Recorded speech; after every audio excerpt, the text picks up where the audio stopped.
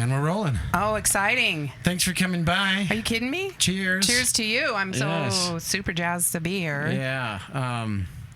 Where to begin? Well, I was thinking, I'm like, how long have I known you? And you've known me. Oh, let's see. So I think you and Ryan started hanging out in 6th grade. And we were like this little blonde, spiky haired kid, right? That's it. So do I give away your age or do I give away mine? Well, that was 2002-ish. Oh, shit. So it's like 23 years. Holy crap. That's incredible. Time flies. Yeah, so a lot of things have happened, right? And changed and done things in 23 years. That's insane. Yeah. Yeah, Ryan's really awesome, obviously. Yeah, I love the kid. So what am I going to do? I'm going to let him tell his whole, thing. Like you said, we should have him on. Oh, yeah. Have him on again. I want him to. He, that was 4 years ago when we did the first. He was episode 1. Shut up. Yeah, I just got episode 1 Facebook memory or something that was 4 years ago today. It was really close. I don't know which day it was, but it was That's it. I got to check it out. Yeah, I don't know. This will be episode 30 something. I was I was real gung ho for a while, and then I fell off, and then every now I just put out an episode whenever it's just. So I'm dying to know how you started it. Okay, yeah, music, recording music. I was like, if I can record music, then why can't I record a conversation? Oh, yeah. Because music's harder to record. Like a drum kit has 8 microphones. Or minimum, more, right? Depending on yeah. Yeah. Oh, that's super cool. Kick, snare, sometimes 2 mics on the snare, and then 1 on each tom, and then 2 stereo overheads, and then room mics. Wow. And so, but just 1 for the guitar. Usually you can blend 2, but the staple's 1 microphone. Okay. It's the industry standard. It's a Shure SM57. Oh, okay. I don't know shit about music. Sometimes they mix in a ribbon mic or something and blend the 2 together. I'm a really good fan. Yeah, I'll cheer you on all day, but I can't. Music is one of those things. Less is more. Sometimes. Okay, yeah, but convince Ryan of that when he had the drum kit from hell, and I remember.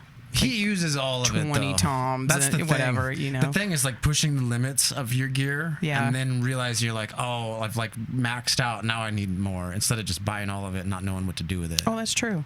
Yeah. Because he's the kind of player that's when we did that Cloudcroft Battle of the Bands. Oh yeah, we kept loading drums and just loading up more, setting up more and more drums, and everyone's just looking at him what the heck? What's up with all this? Oh yeah, and I remember I was I would just be pissed for him, right? Because I'm why? Because the drummer's always stuck behind carrying all the equipment, putting things away, right? I'm why don't you play the guitar? Yeah. But whatever.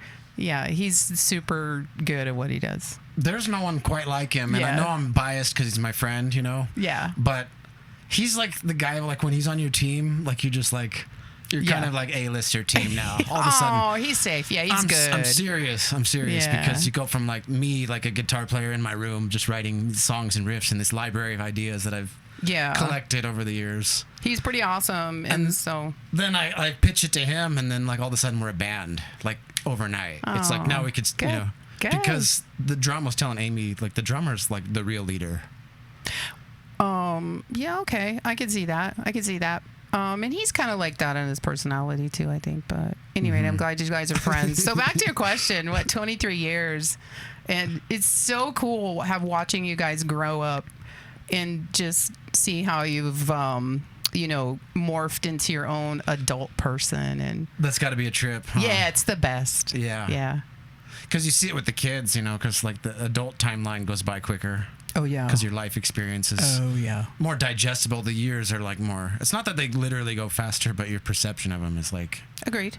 Yeah. The pie chart. And as you get older, you start to realize you have different perspectives on things, and you have different priorities and different expectations, and which, you can let things go a lot easier, which is great, So it takes a lot of pressure off, which is awesome. So I think when you're your age group, and I don't want this to be a millennial versus boomers kind of conversation, but it's interesting to watch it and see, experience it. Make sure it's rolling. It's still rolling. Okay. Good deal. We want it to double check every now and then. One man producer over here. Yeah, you doing a great job. Yeah. So, yeah, I'm thrilled to be here, and so ask me whatever. I'm open book, and we'll talk about whatever. Yeah, there's just so much. A lot of these conversations, I have no idea where they go, and that's kind of the best way. Perfect. I always when I first started this, I'm like, oh, I'm skaters and musicians and whatever. But then I'm like, there's interesting people. Like, I think the real reason I started this, the subliminal seed that was planted was Brent Cass. Oh, yeah. Who still hasn't come on here, by the way. What? I keep trying to get him on here, but we'd go on these trips for the restaurant, like, because he'd get food trucks delivered in, but every now and then, some of the items he goes and just gets from Sam's Club. Okay. Like bulk forks and sure number 10 cans of ketchup and stuff like that. Like generic paper towels. Yeah, exactly. Yeah. Sure. For the restaurant and his house or whatever. Yeah. But we'd go on those trips together and he'd just be going on and on about this or that or whatever. And That's great. I'm like, this needs to be bottled, you know, like I wish we were able to record like the truck conversation from El Paso to El Paso and back, you know, and I'm like, yeah, that's the best title for your podcast. The Truck Conversations. Yeah. The description for Orange Curb is like catching lightning in a bottle, one conversation at a time. Yeah, there you go. Because it's like, oh, we got it. Yeah, you'll never get it again. No. That's cool. Yeah, Brent's a good guy. Did you know I went to school with him? I do. I think I remember mentioning that before. So I did. Same age. And we actually pretty much, I think we met each other in middle school like you and Ryan did. But that's crazy. I know. Yeah. And he's a good guy. He really is. You got like those best friend type people, like true best friends. You're like, I call him at like 3 a.m. and be like, dude, I'm in the middle of nowhere and I need $500 in a ride. And he'd be like, sure. Okay. Yeah. I have one of those besties too. Man, I don't know what I'd do without her. I've never had a sister, but she would, you talk about taking a bullet for somebody. Yeah, she would do it in a second. So we're lucky. Yeah. And I have a lot of those friends. That's the dilemma with my life. Imagine this. I have so many friends that I don't have enough time to hang out with them all. Oh. That's the dilemma. You are lucky. I know. You're a lucky dude. Lucky. So how do you prioritize that? What do you do? I try not to double book myself anymore. That way nobody's disappointed. You got to make time for yourself, blah, blah, blah. You know, like it's just, you just got to carve out time, and prioritize. Not let too much time go by either. Where you're like, what do you mean I haven't seen my brother in 2 weeks when he lives like six minutes from here? And it's like, you know, stuff like that. So certain people you have to check in with, but it sucks because there's a lot of friends I have that I haven't seen in a while, and I'm like, how the hell do we live in this same little town and never hang out? But you know, listening to another podcast about that kind of thing and what brings you joy in your life and things you like to do and that sort of stuff, and she made a very good point that you don't wait. If you need to see those people or they bring you some sort of comfort or joy or friendship or whatever, reach out to them. You know, don't, and make the time. It's important. So I think that we all have to do that more, and we're all guilty of that. I know. It's like it's hard. Yeah, it's hard to maintain. You got a life, you got, you know, people and your job, and and then you have a job that can suck you dry real quick. Yes. Yeah. Socially draining. But it's good though, you know. I've had this epiphany a few times where like I passed these guys after work one day. They were riding together, carpooling, other teachers, and they waved, and I waved, and then I thought to myself, I was like, I like those guys. And then I drove off for a minute, and I was like, I don't think there's anybody here I don't like. Oh, that's good. I'm like, that's pretty good for a workplace. Heck yeah. You got to spend a lot of time there. Yeah. You know, and I've always liked that about myself. I can work with pretty much anybody. I don't think there's ever been anybody at work I've been like, oh, no, my God, I can't today. You don't want to be that person in somebody else's life either. You know? No. Always try to be the good employee where they're like, sweet, I'm closing with him tonight. Or, I get to work with her. That's awesome. Yeah, exactly. Me too. I remember that from the restaurant. You'd look at the schedule for the night, and you'd be like, oh sweet, I'm closing with them. And, or the reverse, where you're like, oh, man, it's going to be rough. I would do that too, or go through the schedule when I, work in ICU or whatever, penciling in. I'm like, nope. I'll pass on that. Okay, bad energy. Yes. Moving on. Yeah, same. It's too hard. Yes. Where did you start with the medical pathway? So I don't know. I just remember I never grew up wanting to be a nurse. I was never that person. Sure. I actually wanted to be an actress on Broadway. That's where I was going. I was definitely going to do that. I did not do that. No regrets, though. And a nurse was taking care of my dad. He'd had surgery, and she was so good to him and so kind, and she took such good care of him, and I never forgot that. And then discovered I was going to have a small fry and decided I needed to do something. Okay. And so I just said, I could be a nurse. I'm going to do that. And so it just kind of evolved into that. And I had a really good friend at the time, and she wanted to do the same thing. And so we did it together. Sweet. And we just and so it's been almost 30 years. Wow. Yeah. Yeah. Never regretted it. It has been a career I have never regretted. There have been days I have not liked it, but you can say that about anything. And so, yeah, so good to me. When I was a kid, people would be like, you need to be a doctor or a lawyer, the cliche like career, the money makers and all this. And you're like, yeah, man, whatever. It just doesn't seem any interesting at all. But the older I've gotten, the more I'm like a physician in healthcare and fitness and the human body and like longevity and all this stuff is so interesting and fascinating. It's fascinating. Because it's directly applicable. It's like everybody needs to like have some sort of, your health is everything. It is. Obviously. Oh, I'm telling you, if you don't have it, I can never impress upon people well enough. If you don't have that, you don't have anything. Nothing. Nothing. And so many people take it for granted every day. Oh. Yeah, it's hard. I know, it's hard. Like, just the feeling like when you're really, really god-awful sick, and you're just like, you've been sick for a day, a couple days, 3 days, and you're just like, I just do anything. Just please, God, please.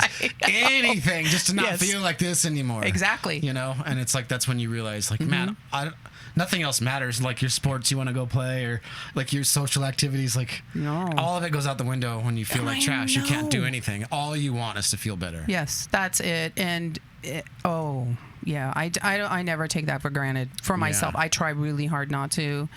And I was just telling a patient today, it's very important to me to get my sleep, get my fitness done, do those things. And just because I want to live well, and I don't want to strap my son and my grandson with, taking care of me. It's crazy. I do not want that for them. Yeah. So, anyway. Shit happens, it does. Beyond our control, but you can meet the world halfway and do what you can. Yeah, absolutely. Like my friends all, 100% of healthy people die too, right? Well, enjoy yourself a little bit, I get it. Anything in moderation. Yeah. Anything, but in moderation. Yeah, I think so. Yeah. Is your health important to you? Oh, yeah. More so, the more you age. Yeah. You think you're like too tough to die when you're young, and I think I've always kind of had it though, like a little bit, like I always want to be capable, like I'm not gonna be out of breath when I go up this hill, right? Right. So where did you get that? Is that something internal for yourself? Did your dad give that to you? Did your mom instill that? I mean, maybe there's some genetics and stuff, maybe, probably, but probably just skating. Wanting to continue to skate. Sure. And, just when we were kids, like, being able to run and jump and jump off the waterfall or whatever and hike and just not be the guy who's like, oh, I'm out of breath or whatever. Sure. Even in spite of other things we were doing, like smoking cigarettes or something stupid, Right. Like I would smoke some cigarettes, but I would never, even as a kid, I would never like get my own pack. Really? I was just a bum. Oh, okay. It wasn't a good thing. You're but like, no, I'll just hit him up. I could not allow myself to have a pack because I couldn't be a smoker. Okay, I got you. I was just like a casual, maybe when we drink, I smoke or just under the table. Smoke if someone else has got them, I'll smoke one. Yeah. But not anymore. But back then, And so that was just your limit. What else was your limit? What else? Just, drinking, right? You'd think we used to drink as an activity. Of course. At some point, I stopped drinking as an activity. It's like I'm having a beer now, but it's because it's enjoy. I'm not going to drink so many beers when I'm drunk. Exactly. It's because you're enjoying it. I do the same. I go home in the evening time and have a glass of wine or, a cocktail. Yeah. But I'm the same way. I'm not going to drink it until I fall down or, don't feel like going to. Well, I've done that. It reminds me of something my dad would say. He'd be like, why don't you go lay down before you fall down? Right. We've all been there. but not anymore. Just, kind of quit drinking. And I never drank heavily. I couldn't. My body won't tolerate it. Oh. Like I'll get trashed and then I'll just like go to bed on the floor right here. Oh, gotcha. And I'm like, I think it's like an intolerance or That's good. An allergy or something, Yeah, that's good. So I've never been able to like really hang with alcohol. Okay. Beers maybe, but not the hard stuff. I gotcha. Yeah. So I learned early on to just, you want a shot? I'm like, no, nope. I'll drink a beer with you, and then everyone else does shots all night. And I'm like, not me. No. Ooh. Those are just the few early days. And yeah. I'm glad those days are done for you or whatever, Yeah. Me too. Yeah. And it's like it's kind of empty. Yeah. Like the night, it's like a bell curve. And like you reach a peak in the middle of the night and you're like, and I had friends, like we'd buy some beers and they'd drink a lot. And I knew that I would probably end up being driver later or they're staying at my house or something. I'm kind of like the facilitator of whatever. They're grown-ups, but I'm kind of like, they'd be getting, a little overboard, and I'd at some point taper off because I knew like, oh, tomorrow's coming, right? But they'd keep going and going straight up until just boom. Until they fall off the cliff. I don't know. I just never been able to tolerate it. Good for you. Yeah, I'm glad. That's good.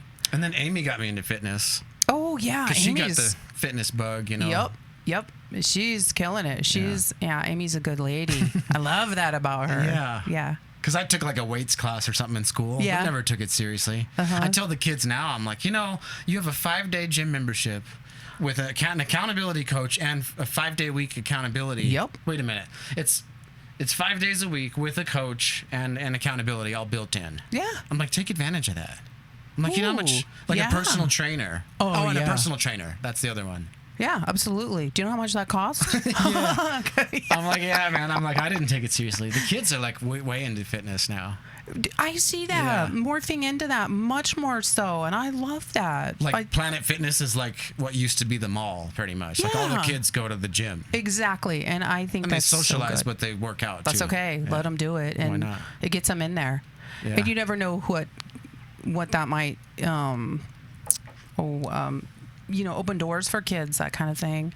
I make Sophie go to the gym. She goes with me. I've heard Ryan being like, yeah, she's going to the gym with Nana in the morning. Yeah, 5:30. Yeah. She's there. Yeah. So it's important. A healthy body's a healthy mind. Yes. I think absolutely, so. And I want that for people, not just her, for anybody. I learned that at some point too, like getting out of your head. You get in your thoughts too much. Yes. And the quickest way out is in your body. Absolutely. Because it's like immediately you feel better. Yeah, you do. Like, no wonder what was wrong with me. I haven't been skating lately. Like, no wonder I'm an asshole. Exactly. Even Larry will tell me something. He's like, did you been to the gym in a couple days? Because I don't like you right now. Yeah, same. Yeah. So, and I've heard this with multiple people where they're like, it saved my life. I was going to die if I didn't do something and, get the weight off and do the things. And so, I'm very thankful for the people that have helped me, because it takes a village. You don't do it by yourself. And the expertise that I've had, the good fortune of sharing, has been super good. So I like to try to pay that forward for people. That's what I love doing, is helping people get healthy and that sort of thing. Awesome. Yeah. Yes. So like, man, there's so much with like the medicine. Yeah, ask anything. I'll try to. Preventative health and all this. Yeah. Or like, is there a shortage of like healthcare, like physicians, like doctors and nurses? Yes. Because I've heard there is, and there's like a window, right? Everyone's rushed. Like, you can only spend so much time. Maybe not you, but in general, like a doctor might have like a window, and they got to get in and out, and then like. Yes. It's just crazy. Like, is that like a real thing? It's a true thing. It's a true story. Especially here in I guess you could call it a medical care desert, essentially. We don't, here in southern New Mexico in general, rural areas it's horrible, and it's getting more and more like that, even nationwide. People that come out of medical school, training programs, residencies, whatever, they don't want to do what I do. They want to do specialties. They work hard. They want return on their investment, so to speak, and they like the money, which I understand. And so then it falls a lot on physician's assistants, NPs, because we can provide the care, not certainly different than a doctor. I don't want to ever profess that I do what a doctor does, and a doctor does not do what I do. Okay. But we take care of people. But shortage. Yeah. Do you have to hurry up in the office? Yes. And I'm going to go out on a limb here and say that the reimbursement system for healthcare does not set us up for success. with patients and being able to take care of them as effectively as we would like. Okay. Yeah. Like you're not given all the tools and the time, and just like you're limited on what you can provide. Is that what you mean? With the time wise, because we've become a pay for service industry or business, right? So the more patients that we see, it's incentivized. It's incentivized incorrectly. Exactly. Yeah. Yes. So we're paid for seeing patients. Of course, we want to take great care of them. That's what I want to do. Yeah. But Medicare or Medicaid insurance companies say, well, you got to see 25 patients a day. And it's hard, Yeah. And so we do the best we can. I've heard a lot. Well, I mean, I went down the rabbit hole that the guy Brigham Bueller, Yes. On the Rogan, he's been back a few times. Oh, yeah. And he started Ways to Well, a cash-based system. Love that guy. That circumnavigates the insurance model. And he's like, it's not really big pharma that's to blame necessarily. He's like, the real one is big insurance. Oh, absolutely. I could not agree with you more. And if anyone's interested, check out the Brigham Bueller on the Joe Rogan for all you listeners. Exactly. All those loyal subscribers that are tuned in.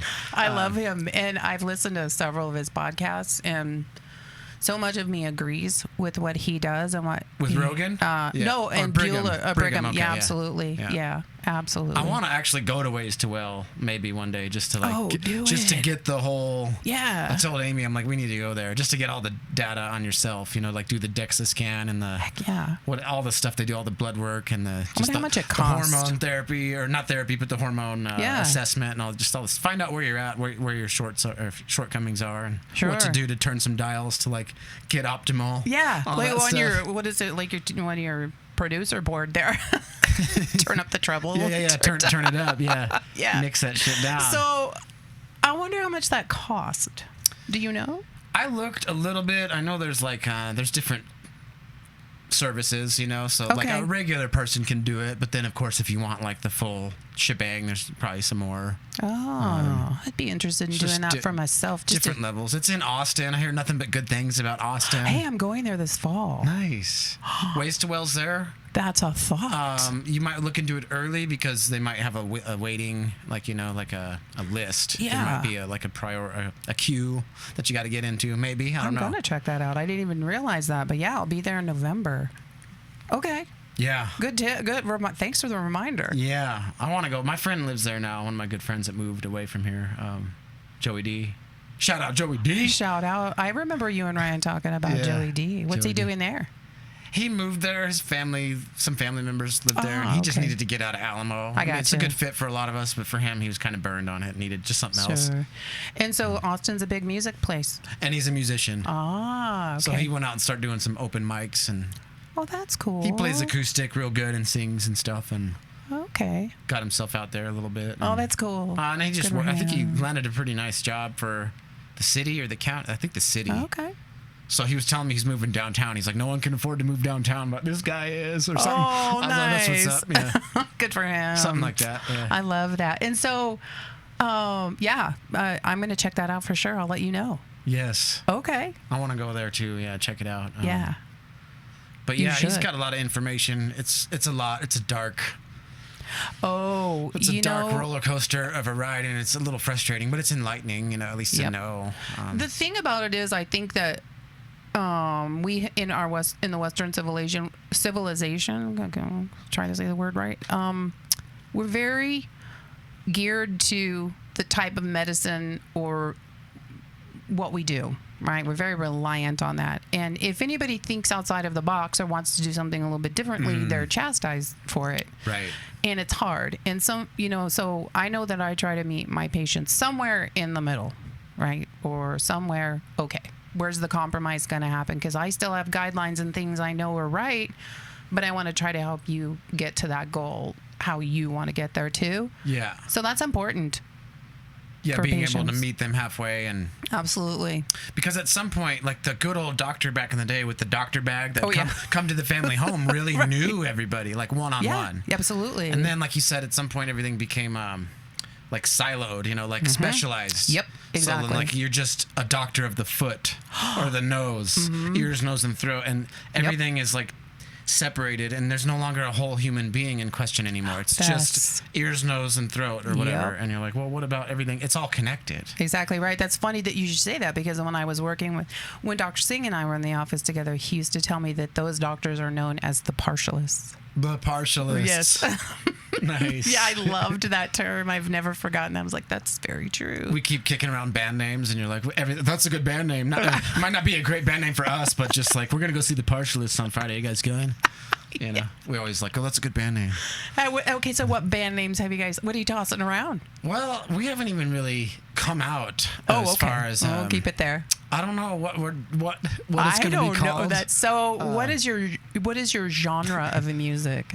It's metal. It's like, I'd call it melodic. That term gets thrown around a lot, but like kind of melody driven, guitar driven. Like some stuff is more like, I don't know how to describe it, but more just just constantly, or thrash. And our stuff would have more like guitar harmonies and guitar leads and just intricate drums, and just like, it's kind of more musician focused. Gotcha. Like technical. Okay. Not super progressive though either, like Dream Theater or something like. Oh yeah. You know, not quite prog rock either, but just something like kind of like. Do you have vocals? Yeah. Yeah. You do? Mm-hmm. Is that you? Yeah, it's me. So far, I'm gonna get the other guys doing them too. You know. Oh, right on. Not Ryan. He's gonna have a mic behind the. At least to talk into. Yeah. Oh, that's cool. Maybe some backups, because even if we sing the exact same note, even if like one voice out of key is bad, you know, but like even if you have like a bunch of people can sing even out of key, and it'll chorus effect and like level itself out, but. Yeah, everybody in the band can basically sing in key, especially if you're playing an instrument. Like, you know, because you just follow the note that's already there. It's hard to sing by yourself with nothing to accompany you. Yeah. You know, unless you have really good, like, kind of like, not perfect pitch, but some people have perfect pitch. Supposedly, you know, the God-given whatever, just born with it. But I have a hard time singing sometimes by myself, but like if I have the guitar and the note right there, I can hit it, you know. Okay. Yeah, so, I'm excited for you guys. I can talk about that all day. It's cool. It's like, it's heavy, you know. It's heavy, like, in music, but also in content, you know. Nice. It's just heavy. Good. So, what are the questions about healthcare? I'll answer anything. I'm trying to think. I was like, what am I going to ask her? Should I take some notes or like no some kidding. questions? Write them down. I wanted to ask you about the shortage. Yeah, and if that's a thing. It's real. What they can do to incentivize, like, young people to become doctors, or like... is there... I hate to say it, but I think it's just going to have to be money. And I think things are going to have to really change with that. I really do. And the fun thing about it, or the interesting thing about it, is with the kids, younger people, and technology, I think they're going to have to maximize on that too, and just really sell it through technology, because you guys are so savvy. The younger kids are so savvy with all of that. And, and so I think it's just going to have to evolve into that. Do you see more and more of that, like the whole AI thing? Not just AI, but I love it. But just all the tech coming in. Yeah. Is it replacing people? Oh, a little bit. Kinda? Yeah, a little bit. You know, like AI scribes and that kind of thing. We're losing that because we don't need them. You know, you take a phone into your exam room or whatever and just sit it down, and it does the work for you as far as your note taking. I can see that being a little more pressure to have to see more patients, you know, as we move out of that dictation or that documentation piece, because it's done for you. Yes. But it is super good. It makes me wonder about the people in the courtroom where they're like taking the record. Oh, that's true. That's going to be a machine soon. Yeah. Why wouldn't it be? I mean, it's more reliable. Absolutely. I guess. It is. Maybe not. But no, you'd be surprised. Yeah. Fun fact, though, we were coming back from Colorado earlier in the spring, and we stopped at a McDonald's somewhere in northern New Mexico. Not a single person out front. They were all in the back. It was completely automated. You saw no human. Wow. It was very dystopian. Yes. Or if that's the right word, but no, that's very what it was. It was like, what the hell is going on around here? I know. It's very Jetsonish, very much so. That's crazy. It is crazy. Yeah. Yeah, the Jetsons, man. It's happening. There it is. Absolutely. I don't know how I feel about all that. I mean, if it helps us, it helps us. But things go both ways. You don't want to live in fear either, and be like, oh, it could go dark, But it's like these movies like Terminator and The Matrix and stuff, and you're like, man. Yeah. I mean, once the machines realize that we're irrelevant, it's like. And they will, and they do, but there's still, in my line of work, there still has to be a human element. We do telehealth and that kind of thing. I hate it because I like, you need to listen to your patient. You need to touch them and see what's going on with them. So we'll see what happens. But fortunately for me, 8 or 10 more years and I'll be You were at the in the right time. Yes, exactly. Yeah. I just felt like we were in the right time growing up, too, to see the end of, like, records, tapes, CDs. Oh. Analog media, magazines. Yeah. Subscribed to, like, Lego catalog when I was a kid. Or, like, I still subscribe to Thrasher magazine because I'm like, there's something cool about an actual thing, like or a real book. All the screens But I think it was good. Now everything's all streaming, and it's just crazy. Yeah, I was talking to Larry the other day. I was like, it would be really cool because you like to put, like I have a playlist on my phone on Spotify, and sometimes you're in the car and you're jamming and you hear something you haven't heard in a really long time on Sirius or whatever. And if they just had a little QR code that came up on the radio, so you could just scan it, and it would go onto your playlist onto Spotify or whatever, that would be so handy. Right? Yeah. Good little idea. I know. You always wonder what the next big idea is. That's it right there. That's it. Like the next Apple or Amazon or what. It's just insane. Yeah. It is. And unfortunately, I'm not the mastermind for those things. Yeah. Okay. I have lots of little business ideas, like little entrepreneurial, oh, that would be cool or whatever. Yeah. So what stops you? Nothing. Well, time. Oh, okay. I got you. My brother said this. He's like, you can do like almost anything you want. You just can't do everything you want, And I'm like, yeah. So what's your biggest thing you would do if you were just given carte blanche? Dial an orange curb up to 11 and just break the knob off. Really? Yeah. Okay. Basically, like have a skateboard company because like it's a small skateboard company kind of, but like real big skateboard companies have like a board brand, like just decks and soft goods like T-shirts and stickers and all the stuff that goes along with it. Right. But what they do is like go out and film skateboarding and just like film it and document it and make videos and take photos and like share it. And like for the board sales, the people who ride for it, they're like a team. Okay. But like they're individuals, like they do their own skating and film their own video parts and stuff. Okay. But they'll put like the compilation of everybody's footage together as like a team video. At least they used to. Now everything's like real quick now on social media, quick videos. Oh, yeah. But back in the day, they would put together like full-length videos. And they'd come out every now and then, every couple of years. And it'd be like, all these companies have different names, like Baker is one of them, or Zero Skateboards. Okay. But it'd be like Orange Curb Skateboards. So I would like find some really talented skater kids that don't have a sponsor, don't get paid. They work little jobs for little money. Okay. But now I'm rich though. I got all kinds of money and I could just do whatever I want. They get a tour van, kind of like a touring band, but they're touring skaters. They go city to city and they'll do demos at skate parks for the kids, and they'll do signings at skate shops and sign posters and sign merch and just pay it forward, Sure. But really they're out like hunting down street spots out in the streets, and then they're documenting it, getting photos and videos of it. Okay. And I just, I have friends that enjoy doing photography and video, and instead of them having to work their day jobs like my friend Jared, I'd just be like, dude, Jared, like I'll just pay you way, way better than your current job to just take skate photos. All you got to do is get in the van with these talented guys. Wow. Who I sponsored, and I give them free boards, and the van's paid for, the gas money's paid for, the hotels, everything's paid for.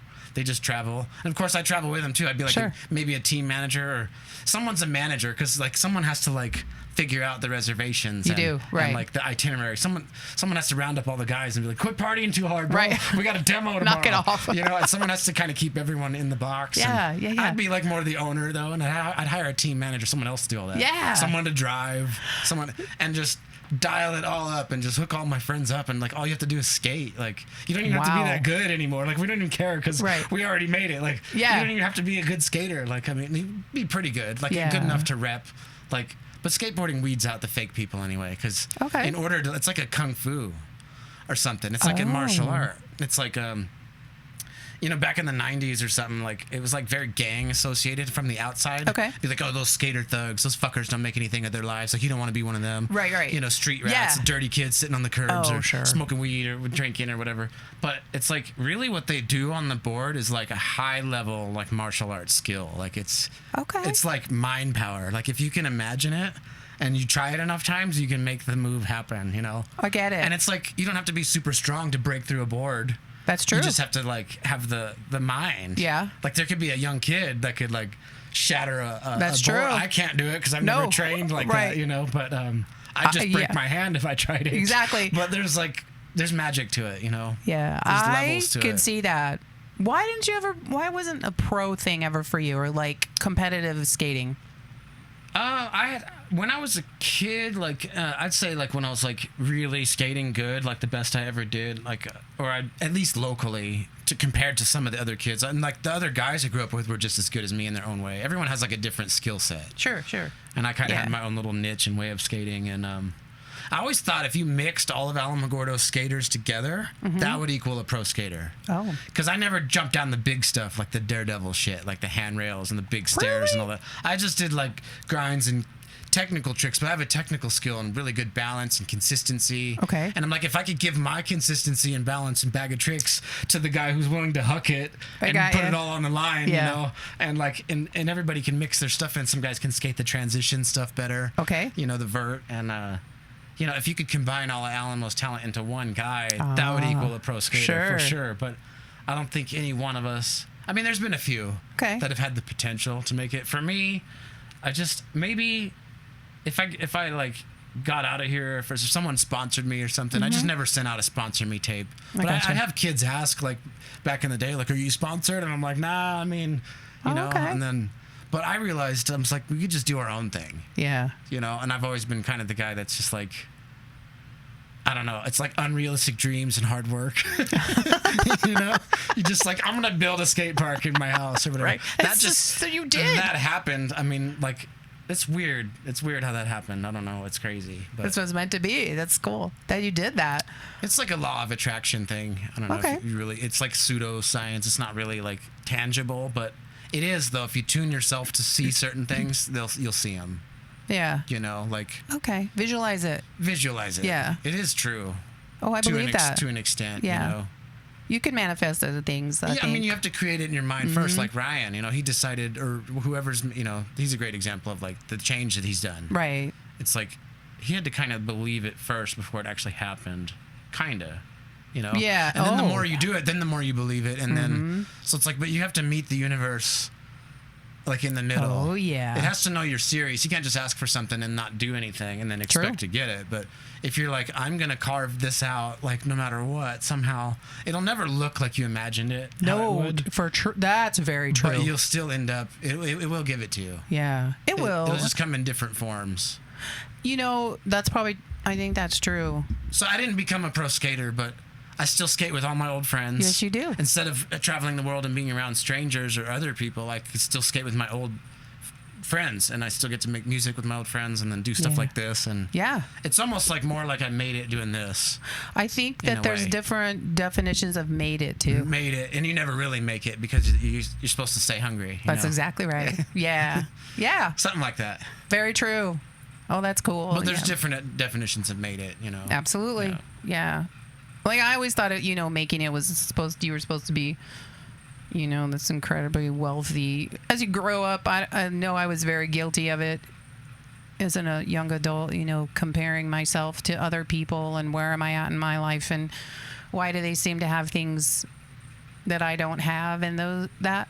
All figured out. Yeah. And now I just realized it was just a big bunch of bullshit. You know, they didn't have it any more figured out than I did probably. And I was putting that external pressure on myself. And I know. And, you know, that's only just one piece of it all. Anyway, like I've found the key, like what I imagine the key to happiness or a great successful life or whatever it's not the extremes. Like rich and famous, for instance. That could be one.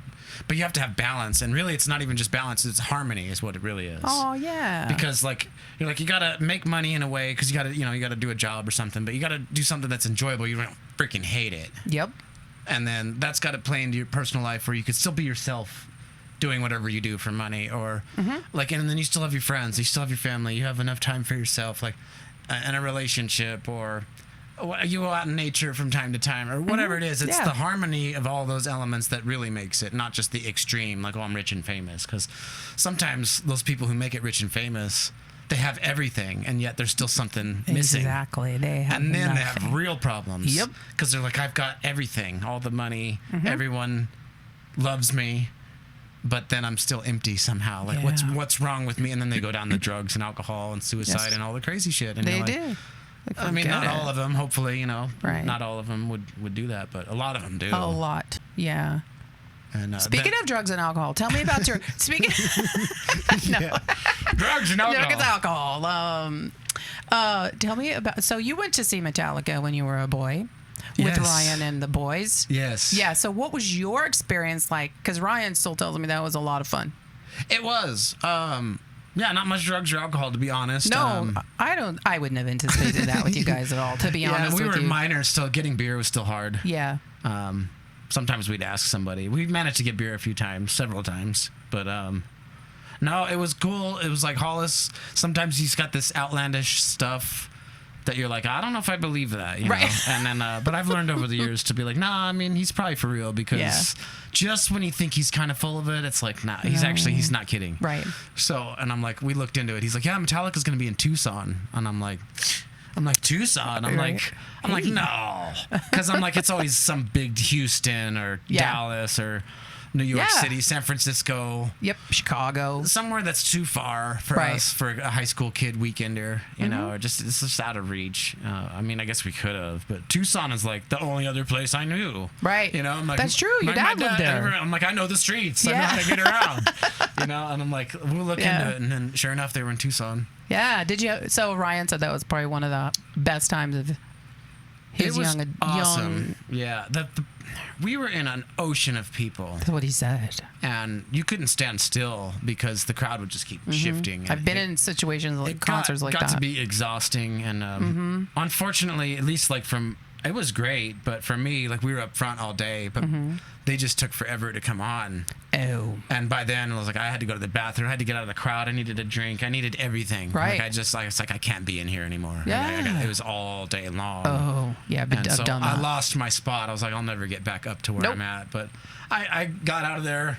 We kind of all lost each other. Maybe a couple of those guys, like Leon and Ryan, maybe stayed together, or Hollis, or I don't know. I ended up separated from all three of them. Yeah. It just happened, you know. Like, we just got separated, and then I just broke down with some strangers by the time Metallica actually came on. But wow, it was cool. It was cool to say we were actually there. Was it the best concert I've ever been to? No, because of just the scenario, and the people and the day and everything. But it was still awesome just to be like, we got to see Metallica in high school. Like, that's crazy, you know?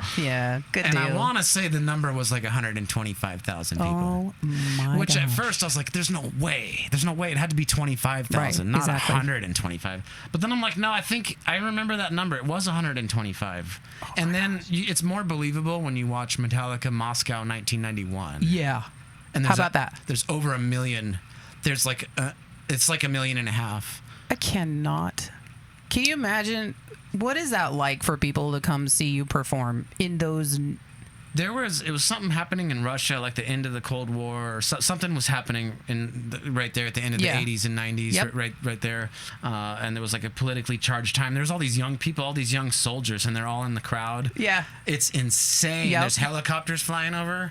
Crazy. And they're debuting the Black Album. Like, the Black Album's brand new, and that's the album that they went from like metal band to like radio rock band. stars. Yeah. You know, that's crazy. I can't imagine it performing and doing that in front of people. It's like the most epic thing ever. Yeah, no kidding. Like, sometimes I'm like, I don't know if they're my favorite band. I got other bands that are more my favorite band, but then I'm like, but they're your favorite band's favorite band. You're like, well, all the bands I listen to, like, it's like Metallica was like the reason they all picked up guitars, you know. Sure.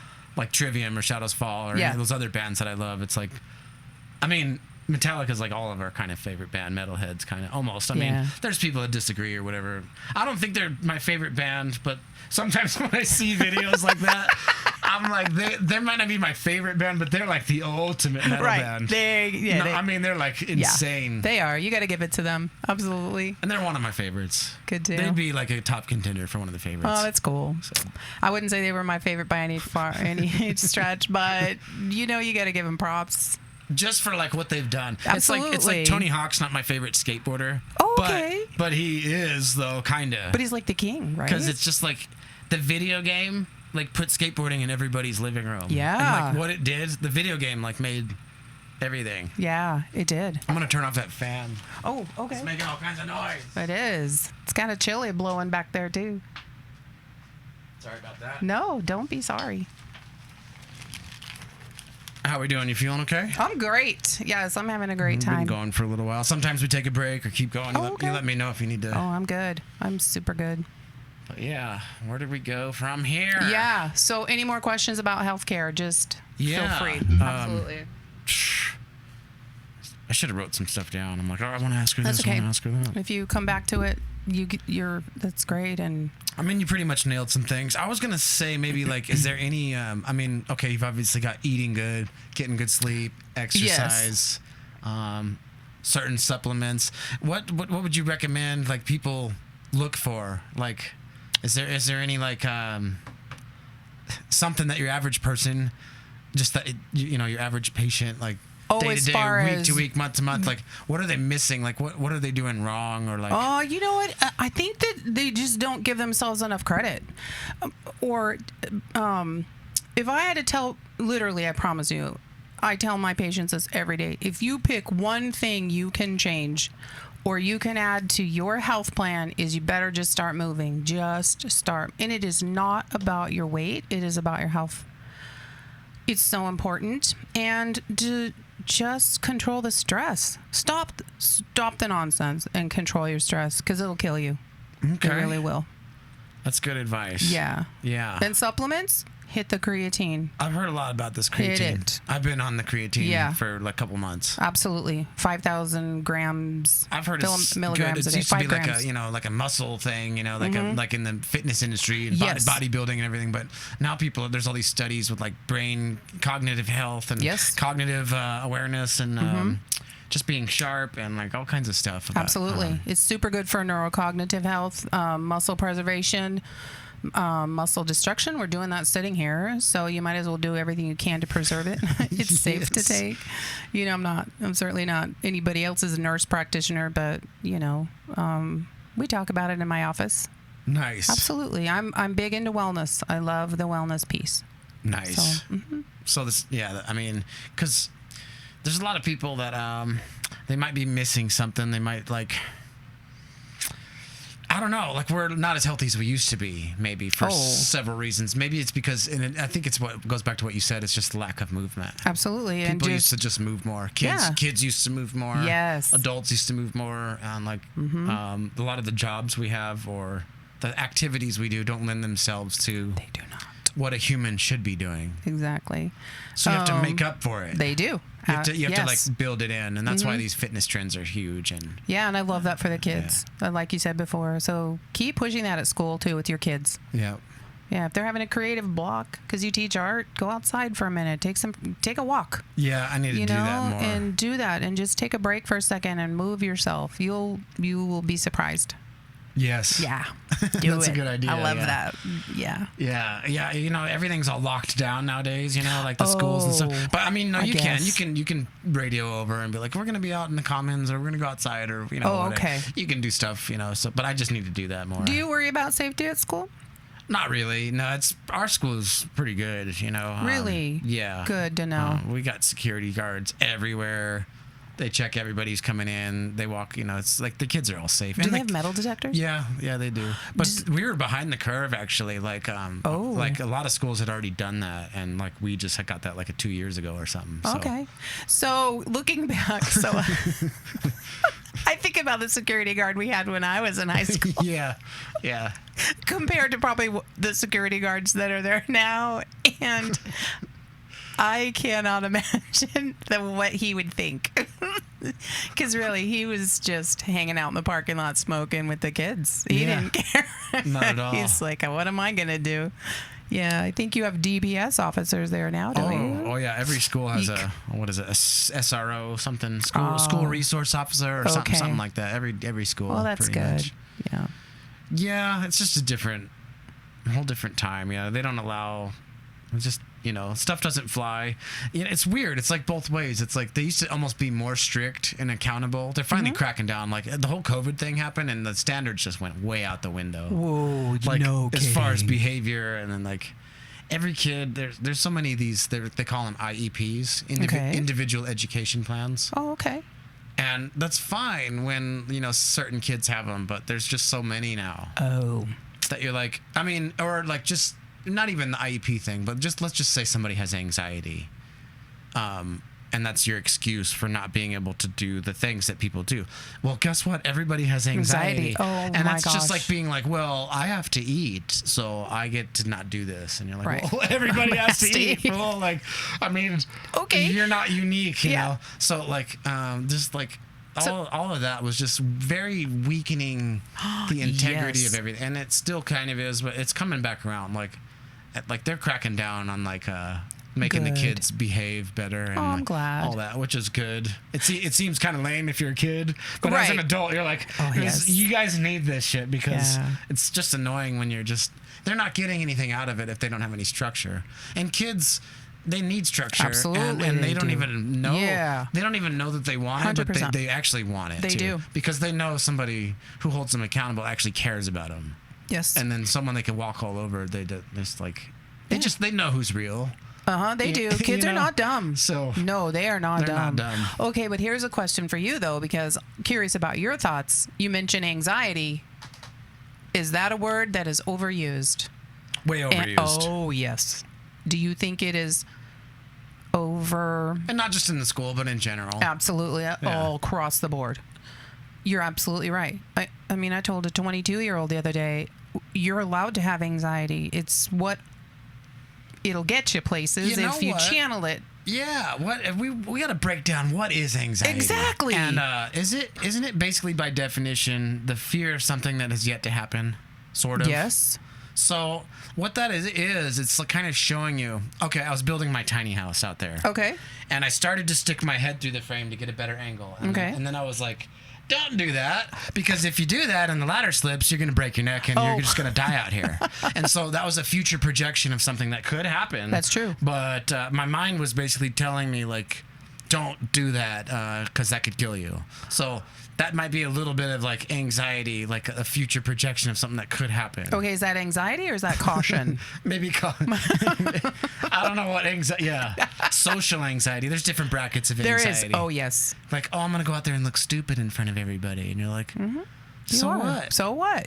Yeah. Yeah. You're gonna. So just do it and see what happens. Yeah, you get over yourself. You do very quickly. But you have to practice getting over yourself. You do. Yeah, Sophie said something about anxiety the other day, and I just about lost my mind. I'm like, you're 11. Yeah. How are you going to have anxiety about something? Clinically diagnosed, drug prescribed anxiety. Mm-hmm. Yeah. That's disgusting. For children especially. It is, yeah. And I have a real problem with it. It's one thing if you're an adult and you've tried and tried and tried and you're like, there's nothing I can do to get through my day. I need something, I guess, maybe. There's probably other things you could do. Exactly. But go to the gym. Putting kids on drugs is insane. No, I don't like that either. And I think we just promote that I think we're quick to label kids, and then they get labeled with that. And adults, and they get labeled with it, and then here we are. And then it gets played into. There's no solution. No. Like, it's not. It's just. Yeah, it's like a quick fix, and everyone's in this market of the quick fix. Indeed. You know? And you're like, you can't. There's no quick fix. There is not. The hard work is like, there's no way around it. You know. In anything. And the hard road, it's got a better vantage point, but you got to put in the work to get there. You know? Exactly. Yeah. And it's much better though later. Yeah, it is very true. I'm glad. It's interesting. I was wondering if other people felt that way. Because I see a lot of patients in my office with anxiety, and I think it's misconstrued. I think we just overthink. It's just overthinking. Mm-hmm. Do you think you're going to start to see the expectations of school and in-person education come back around? Because now you're going to start, because we're seeing the kids that were in high school in 2020, they're done. I mean, they're starting to move out of the system. So I know a lot of young people have had a hard time working, transitioning. Really? Maybe you're not. I don't know. Some of the ones I know, it's hard. It's hard to put yourself into the world anyway. It is. Let alone coming from a deficit with weird pandemic crap and a bunch of your years of your youth kind of like watered down. Yeah. And just, you know, to us it was a few years and it was strange and weird. It was like a weird glitch in time. But to a kid, it's like they missed out on 7th grade, 8th grade, 9th grade, and then they get thrown back into 11th grade, and they never really got much out of it. And who knows what their home life was like? Virtual learning, and you know, they just missed out on some important stuff. So you kind of feel for them. You know? Do. You have to. And the teachers, I felt so bad for the teachers. They were, you know, my patients coming in the office, they're teaching school and they don't know which end is up, and the pressures that were applied to them and the expectations were insanity. And for them, I don't know why they still teach, but they do. It's crazy. So I don't know how that was the stupidest, weirdest time ever. It was strange. It was. And, you know, when you think about it, what was it from 2019, 2020 to 2022 or, you know, whatever the thick of it. Yeah. And then, so that's 2 years of a child that's 12. That's a sixth of their lifetime. Yeah. When you stop and think about it that way. It's a lot. It's a lot. But for me, you know, who's 5 times that age, that's not a sixth of my life. Yeah. It was just like a weird couple of years or whatever. Yes, it was. Whatever. But to them, it's whatever. Like, it's just a chunk. Yeah. Yeah. That was insane. I had a hard time with it because everybody was just like saying one thing that also, by saying that, you're also saying something else. Oh. But then they're like, no, that's not what I'm saying. And you're like, yes, it is, though, because if you're saying this, that automatically means that these two things go together, and you can't play both sides of the fence. So which is it? And they're like, well, that's not what I'm saying. And you're like, okay. Well, I can't talk to you anymore. Exactly. I can't talk to you anymore. Yeah. Well, then I can't listen to you. And then it just like the whole political divide and all this stuff, and just That was dreadful. And then it's like, when has the government ever cared truly about your health? Exactly. Or anything. Exactly. You know, and all of a sudden they're like, oh, we care about your, and they don't. And then they really cared about our health for that time, right up until they just didn't anymore. Exactly. Now it's not, we're done. Now it's not a big deal. It doesn't matter if you wash your hands or social distance or do anything else. Yep. To me, it was like, it's just like the mask thing. It's like, well, you need to wear a seatbelt so I can be safe. Right. And I'm like, no, I don't. I don't. If you're scared, you can wear, how about you wear 6 seatbelts? And I just won't wear one. And then, if something happens to me, then that's on me. But at least you have 6 seatbelts. That's right. And you're safe. I mean. Yeah. And wearing them outside and, in the car. You know, I remember one time. It's insane. I wasn't wearing one. I was very resistant for a very long time, because we were legitimately pretty much coerced into wearing them at work, right? You had to wear them. Yeah, I had to wear them too for a while. I only did it because it was like work. Yeah, exactly. And then I would get home or, be out for a walk or go to Lowe's. I remember one time Larry and I went to Lowe's and he was like, you've got to put a mask on. I said, I do not. Have to put a mask on. And he said, people are going to see you. People are going to see me, but I do not. I can't. I got so over it so quickly. Yeah. Gosh, it was so dark. It was so weird that whole time. The funniest one were the half maskers. Oh, yeah. I'm like, bitch, put that on. Like, it's just over your mouth. And this lady, I had to go in because I didn't get the vax, for work. But the ones who weren't vaxxed had to go get tested like every Wednesday or Tuesday or whatever it was. Yeah. So I'm like, fine. I'm going during my prep period, though. I'm not going on my own time. I'm going on your time. It's my time anyway, but still. So I went on my prep period, left work early. And then I'd go in there without a mask, and they were giving me that. They were steaming. They were staring at you. Scowl, and then about the 4th week in, this lady. I mean, she's huge. I'm not judging her, but I'm just like, this thing's maybe not your main concern. Like, you may have other health concerns other than me walking in here, right, with my face exposed. And the thing that killed me too was the gyms shut down. Everything shut down. I'm like, how am I supposed to keep taking care of myself? Like, I'm probably one of the healthiest people in town, really. And I'm not bragging about that. I'm just saying I'm very, on it. There's people that take. The gym was my, so we were exercising in my garage. My friends were coming over from work and we were doing the things. I'm like, just come to the house. We'll do it over there. That's when we started really amping up our home gym, I'm sure, with lots of people. Yeah. It's like, when I was like, I'm getting a full-size squat rack. I'm like, I'm playing around. Well, this is for real. Yeah. But I can tell you that that was one of probably the darkest, I've been in healthcare for right at 30 years. And so I had just started in the office as an NP and had been doing it for a year. And then I got a few patients coming in the office towards the end of 2019. And I'm thinking, what in the hell is going on? I haven't seen these things before. And I was treating and not getting results and treating and, just the weirdest thing. And then 4 or 5 people kept coming back and they would tell me, these were their words, I have never felt like this. I'm like, well, did you? I have never felt like this. I'm like, that's okay. And it was almost creepy because I couldn't fix it, Yeah. Most things, pneumonia, viruses, things you can peg, right? Okay. So, and then COVID came out. There we are. And so I know that I was seeing it before we were even saying it was here. And then the next thing we know, we're shut down.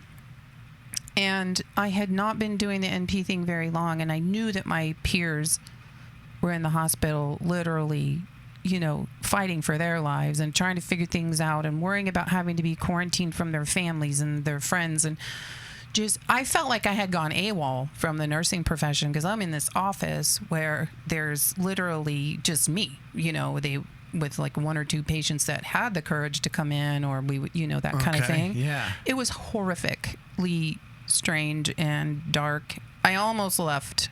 Okay. My career period. I was almost. I just realized, Charlotte worked in healthcare during that whole time. Yeah, I did. Yeah. You saw it firsthand, like on the ground. Yeah. People would call sick as anything, and we, every day it was do something different. Okay, do this. Okay, no, do this. Okay. Doctor that I worked with, we just scratched our head and hoped for the best for a long time. Yeah, there's another Rogan one where this nurse lady or doctor lady, same thing. She almost got out of healthcare and then decided to go back in. And she's just opened her own practice before the pandemic happened. Then she has all these people, and then she tries everything that she can, and then she gave him like ivermectin or whatever, and that was the thing that worked. So she kept doing it, and then it got demonized, and then the bunch of people threw her under the bus, and like she ended up having to get like lawyers and stuff because they like kind of sabotaged her name, and she's like been rebuilding herself. She almost like got out of the industry, but then like stuck it out and like kind of rebuilt a name for good for her. But she went through it, and I listened to a lot of that one. But you're like, I mean, I think a lot of that she was doing was like, this works. And yes. And it's like a tried and true old medicine that's been around for a long time. Yeah, and she was just trying to help. Nobody knew what the hell to do. No. Really, we did not. And it was a day-to-day, do the best you can. And, we were supportively taking care of patients and hoping for them. And so many of them, so many of my patients died. And fortunately, so many didn't. But it was weird. It was hard. Yeah, and then the comorbidity thing, you're like, well, what killed him? The disease? It's like, or was it all the other stuff? Was it all the other stuff? I mean, there's that slim margin of people that's like, well, that's what set him over the edge. But most people, you're like, well, anything that happened during that time gets chalked up as a COVID death. And then you're like, well, because it's incentivized. I don't know. It's just a big old. It's crazy. I'm so glad it's over. Yeah. Oh, man. I'm just glad I survived it, and things are. It's a weird old somewhat glitch. Normal. Just a weird old glitch in time. Mm-hmm. Yeah, and what I'm really thankful about is that my family and friends came through it unscathed. Yeah. Thank goodness.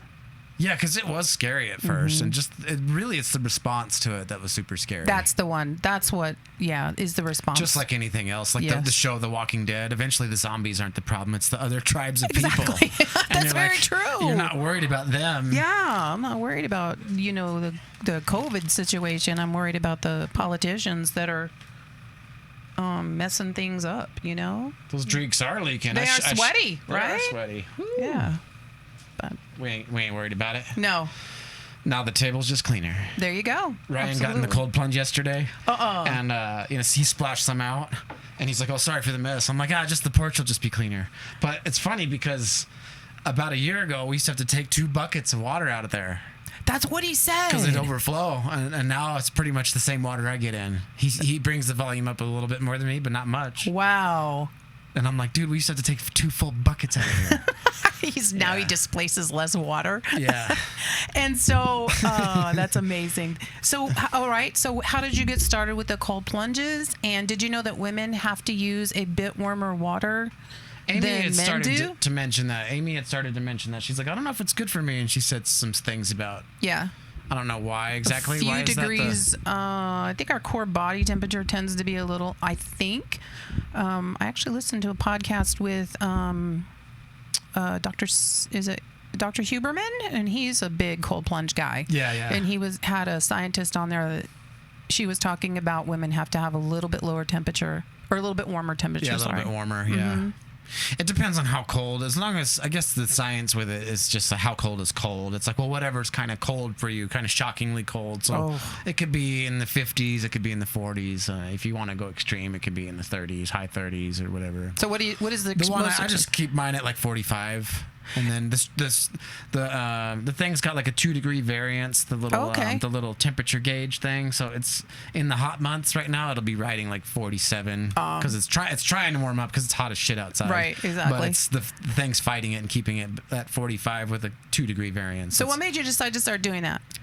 Well, when my mom was going through all her stuff, Jules and I were looking into all kinds of different things, and he's the one that actually was like, we should get a cold plunge just to try it, maybe have mom do it and all the, just different things. Sure.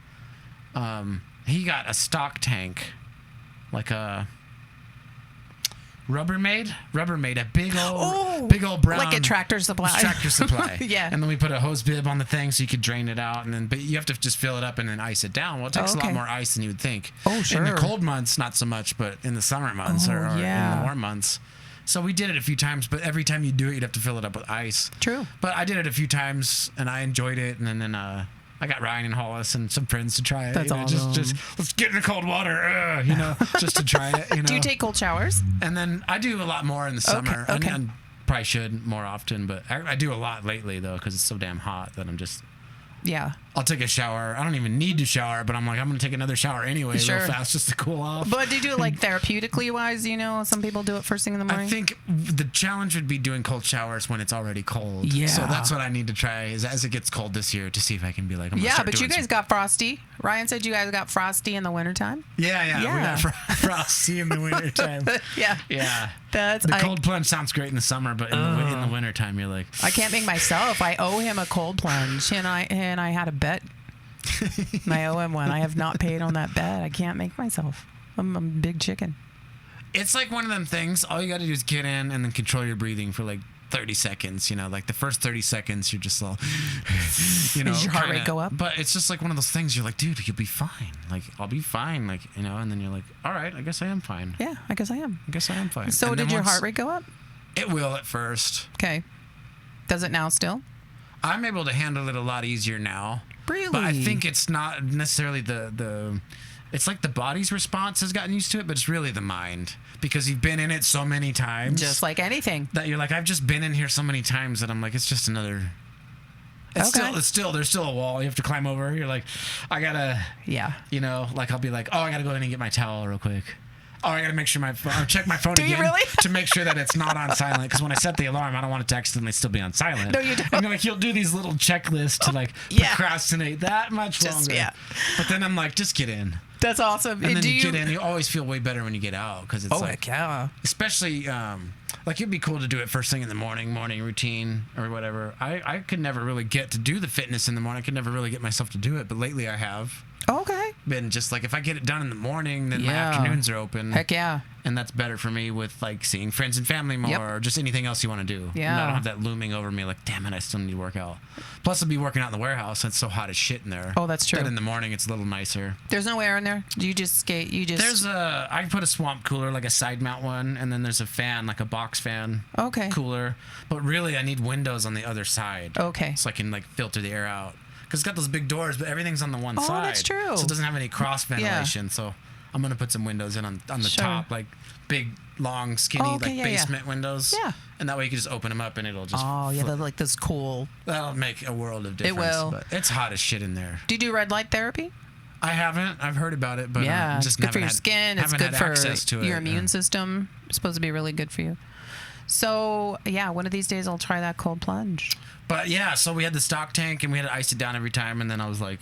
I kind of really liked it, and I was like, it's maybe something I want to keep doing. And then I saw a bunch of DIY builds, and I was like, I'm gonna just do one, you know. Yeah. Got like a freezer, and that's the best. Sealed it up, and because the real plunges, like the marketed plunges, are like $4,000, $6,000. I know. $10,000. You're like, I can build it. I don't like it that much. Like, even if I can check my phone 20 more times. I'd have to have the money. Yeah, damn. Yeah, you'd have to be like rolling in it. Yeah, exactly. What other therapies are out there that you would try? Sauna, for sure. Oh, absolutely. Yeah, the red light thing. Yes. Do you take supplements? Just the creatine. Oh, okay. Sometimes like BCAs. Yeah, I do those too. Yeah. AG1. You do that? I do the AG1 because it's like a multivitamin and a green, and then they give you the vitamin D and K2 drops. Yes. Does it taste yucky? I don't think so. Like, it's sweetened with stevia or whatever. Oh, okay. I just chug it. Like, my brother hates stevia. He's like, he tried it, and he's like, I just don't like the stevia taste. He's like, I can taste it, but I don't know. It doesn't really bug me. Yeah, I wouldn't sip on it. I wouldn't like, I'm gonna sip on some AG. But I just fill the thing up in the morning and just slam it. Like, you're already thirsty in the morning or whatever, and I wonder if Ryan does it. Just slam it down. I don't think he does. Because then it's supposedly all in one, multivitamin and greens. Yeah, I've seen it. I've heard about it on Joe Rogan, and then there's another doctor that I listen to podcast. She's a women's health specialist, and she advertises it, and then Sam Huberman does too. Yeah. I don't know. At first, I'm like, is it a scam? Is it like it's just overplayed, all these people? But, I mean, they use it, you know. Like, Rogan actually uses it. Yeah. Huberman actually uses it. What is it hurting? It doesn't hurt. I mean, they're just spending the money, but I'm like, hey, I don't buy beer and cigarettes. That's right. I don't do crystal meth or whatever else. So I'm like, you know, I'm not a Calichis. It's not the worst habit, you know, to I'm like, yeah. So I'm like, it's worth it. Does Amy drink it? She'll have one sometimes. She does her own vitamins, multivitamins and other. She's pretty holistic. Yeah. I like that about her. Sometimes she'll feel a little gritty or something. I'm like, I can make you a greens. I don't know if it'll help or whatever, but sometimes it's just like a little booster. But sure. I seem to not get sick often. You've never been now that one. I'm back in school. I get sick like once a year or once every 2 years. Yeah, I don't think I've ever known. None of you guys have ever really been sick. Yeah, so I mean, I get sick because of the school, maybe. So I catch a bug here and there. But the thing is, when I get sick, it sucks ass because I'll have it for like 2.5 weeks, and the only way to get rid of it is antibiotics. Yeah, I hate antibiotics. I'll do anything and everything I can, and this has happened so many. Like when you called in a script for me, that whatever, because I was like, I already know. I'm like, I don't want to bug her, but I can't. I don't have access to these goddamn antibiotics. Right. And I need them. I know it's what I need. Right. Because I'm like, I'll take those for 2 or 3 days, the little Z pack or whatever it is, and I'll be good. Yeah. But I've just been suffering for 2 weeks. And I'm like, I know. Can I just get some antibiotics? Same. I do the same thing. Same thing. I do the same thing. And because they make me feel like shit even more. They make me feel worse. The antibiotics? Yeah. You know, then you'd have other side effects, and I hate them. Because they'll get rid of my long-ass cold or whatever. I mean, I don't know if they make me feel worse, but they definitely get rid of the thing. Well, they do work. Yeah, I can't, but I sure don't like to take them. Yeah, I mean, I don't like to take anything, you know, if you can. Exactly. Just not take anything at all. Yeah. Exactly. But, and that's the thing. If people go outside and exercise and eat better, we wouldn't need those things as much. Like Jules, he says, preventative maintenance is better than crisis management. Exactly, it is. And you're like, yeah, no one's worried about it until now you're really, really worried about it. They are. And he works in that setting, right? Yeah. Yeah.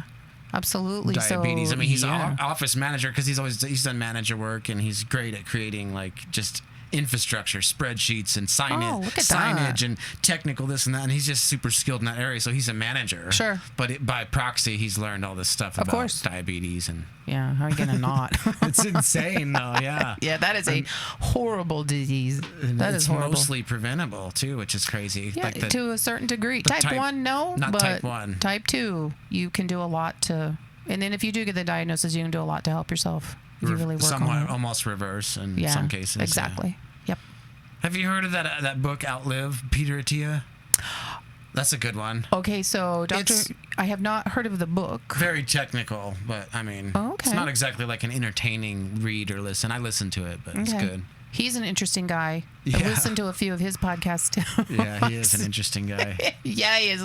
A couple of times I've listened to him, I'm like, I don't know. But, Yeah. He's just got some stuff on, like, he calls them the 4 horsemen disease, cancer, diabetes, heart disease, and what's the other one? Like, metabolic something or other. I forget, but. I don't know. Interesting stuff. There's like a chapter on each one in depth, And what's it called? Outlive? Outlive. I may have to give it a listen. Yeah. Just check it out. Even maybe not cover to cover, if you're like, oh, this part's a little boring or whatever, you get tired of it, you can skip around. But sure. I'll check it out. It's pretty cool. For sure.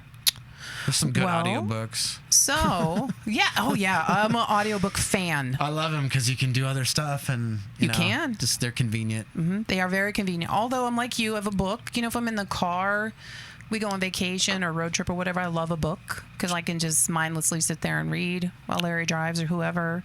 Yeah. But the audiobooks are nice when you're outside pulling weeds or in the garden or whatever. Yeah. Doing some dishes.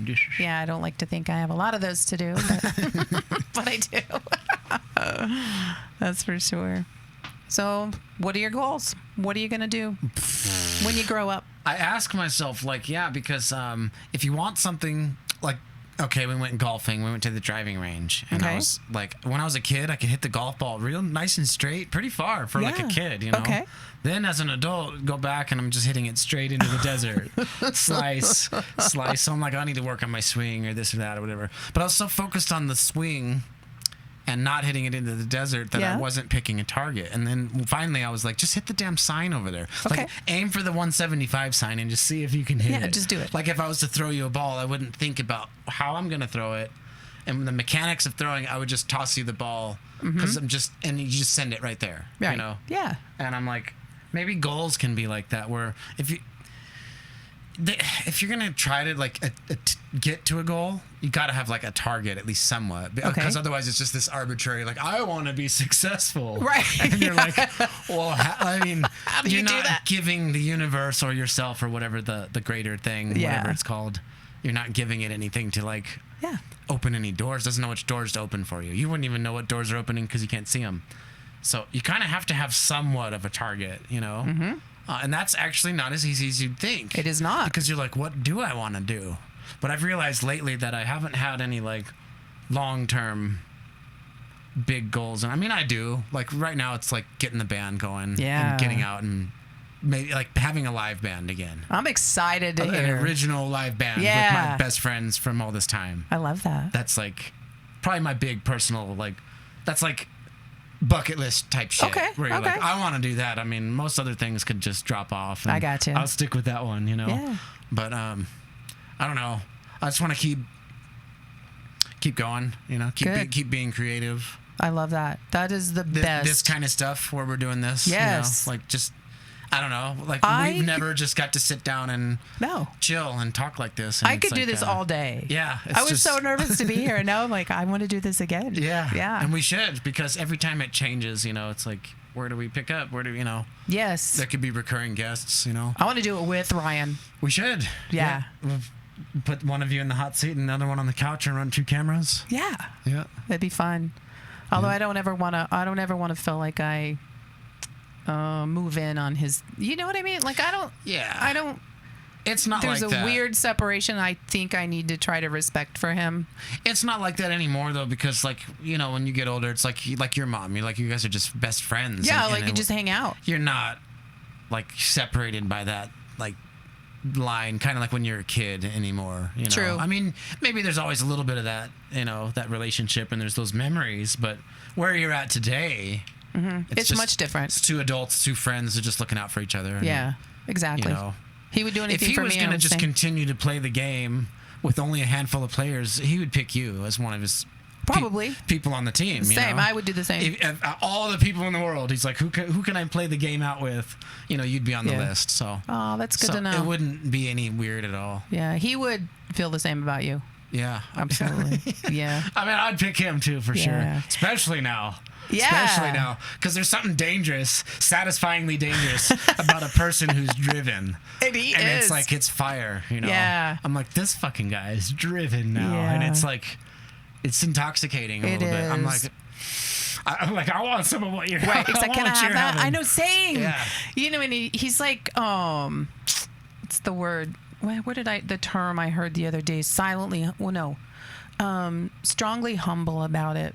You know, he's always been that way. He's very humble, and he's like, I don't want to talk about it all the time. I don't want to. I'm like, talk about it, man, because you don't know who's watching you, and just know that, you know. And I'd always told him that when you guys were playing music when he was younger, you know, and he was traveling and doing the things and whatever, playing, and people would just think he was so cool.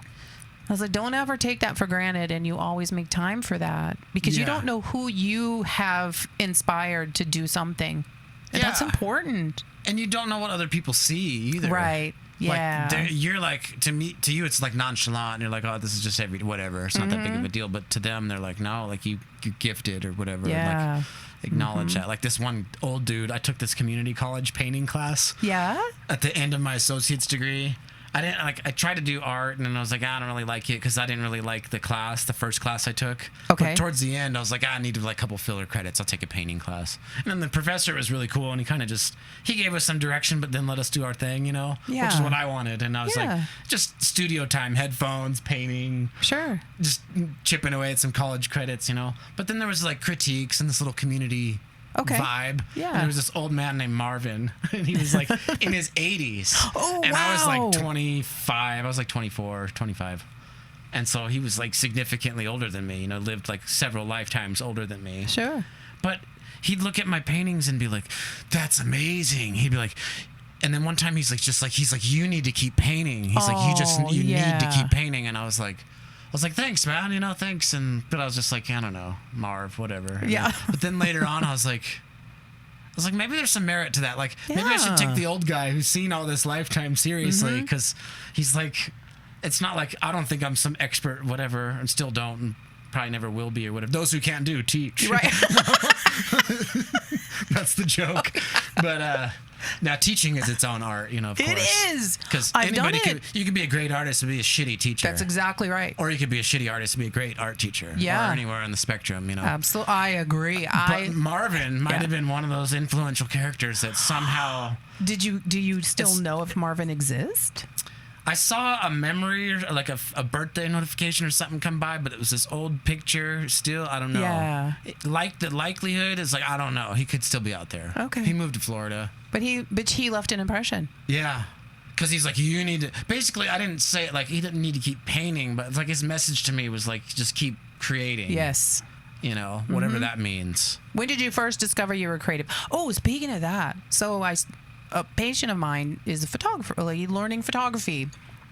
And that's something I've always kind of been drawn to, is taking pictures. It's kind of fun, and I love to sit and mess with them and edit them and, change the color or whatever. Yeah. And he told me about this really cool Facebook group and this website. It's called 52 Frames. Okay. And they give you an assignment each week.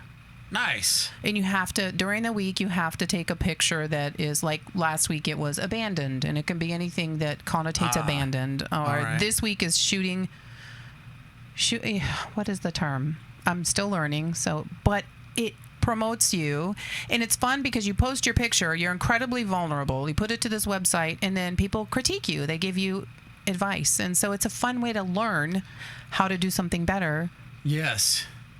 but yet there's that safety of a little bit of that social media wall too. Okay. Does that make sense? Yeah. Like, it's not like you're out there, like, in person. Yeah. You know, like, it's easier to just kind of like, oh, yeah, here's this thing I made.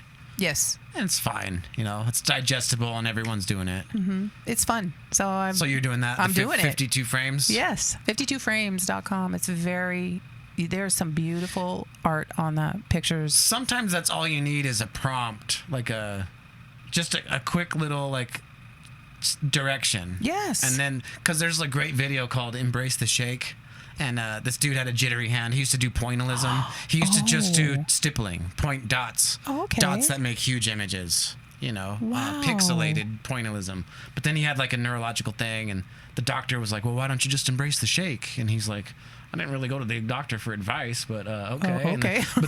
But he's like, I did though. And then he started drawing scribble portraits, and then he started walking on a canvas with his bare feet on a huge canvas. He started burning wood with a blowtorch and making art with crazy ass shit. Then he started making art that had to be destroyed, and he did a whole series called Goodbye Art, where like he'd create a piece of art and then have nothing to show for it later, because it'd be like Jimi Hendrix made out of matches, and he'd light that bitch on fire, and then it's just gone. But like, he started being like, I realized that the limitation is like the key to like my unlimited creativity. I want to see that. I'll send you the link. He got out of art school. He did go to art school. He got back into art, and okay. he did embrace the shake. But then he went to art school and bought all this stuff, and then he had like writer's block, like creative block. Oh, of course. And then he's like, I gotta just go back to like where I was, like the jittery hand and the limited resources, and started drawing on like Starbucks cups with like just a pencil, and just like, oh my god, and it's amazing. So, and one person inspired him to do it. Yeah, by what he said. Yeah, embrace the shake. Yeah, like the thing that's wrong with you is like the thing that you're gonna find the way. So why do we not embrace that? Like the obstacle is the way, basically. Like the hard road, or the. When do you think, as humans, we start discovering obstacles? We have to not see them as like the end. Agreed. Because Mark Rober, I keep mentioning all these people, but these great people are inspiring. But Mark Rober is this younger dude, probably like Ryan and I's age, maybe a little older. He was like a NASA engineer. Okay. Gone YouTuber. Because he's like a freaking genius. But he has a video, I think it's another TED Talk about gamifying learning. I love He's TED like, Talks. I used to go to school, and I didn't really like learning because of this, that, and that. But then he's like, then I got this game. Oh. And then he's like, you would run, and then you would jump, and then you'd fall in the hole. And then like you'd have to start over. It'd start you back over, and then you'd realize you have to pick up and run, and then clear the hole. Yes. And then you get further, and then eventually you realize he's talking about Super Mario Bros. Right. Something everybody's played. And he's like, what if we could learn in this way where it's like, because in a game it's fun. Yes. It's fun because it's hard. The game that you play that you beat, like, and it's just all easy, and you're like, well, I guess we're done with that. Yeah, it's like tic-tac-toe. How many times can you do the X's and O's? Okay. Yeah, there's nothing here. Yeah, but exactly. These, I guess correlating that with the game of life or whatever, it's like it's hard, but like that's the point. Yeah. Is to like overcome doing something that's difficult, and that's what adds value to it. That's why it's so valuable. Like that's why a badass photograph, or like, or a song, an amazing musician, or anything has its merit. It's because, or its value is because it's hard. But when, as humans, because you watch a child playing, and they play with such joy and such energy and abandon. They don't know fear. They don't know a limit. I see what you mean. When do you start learning, okay, now here's my obstacle, and learning that that's where you stop, instead of trying to figure out another way around it and using that as a positive? It's like, because we know, when you don't know that there's a limit, then you don't know. Like, there's a story about this kid who comes in, and he'd come in and copy the homework off the board every day and write it down. But he walked in late. But right before he walked in, the professor's like, these are equations that have never been solved. But he wasn't there for that part. Oh. He walked in late, copied the homework, and just thought it was regular homework, and went into it never knowing that these were impossible equations. So he went into it not knowing it was impossible. Okay. And then he solved them.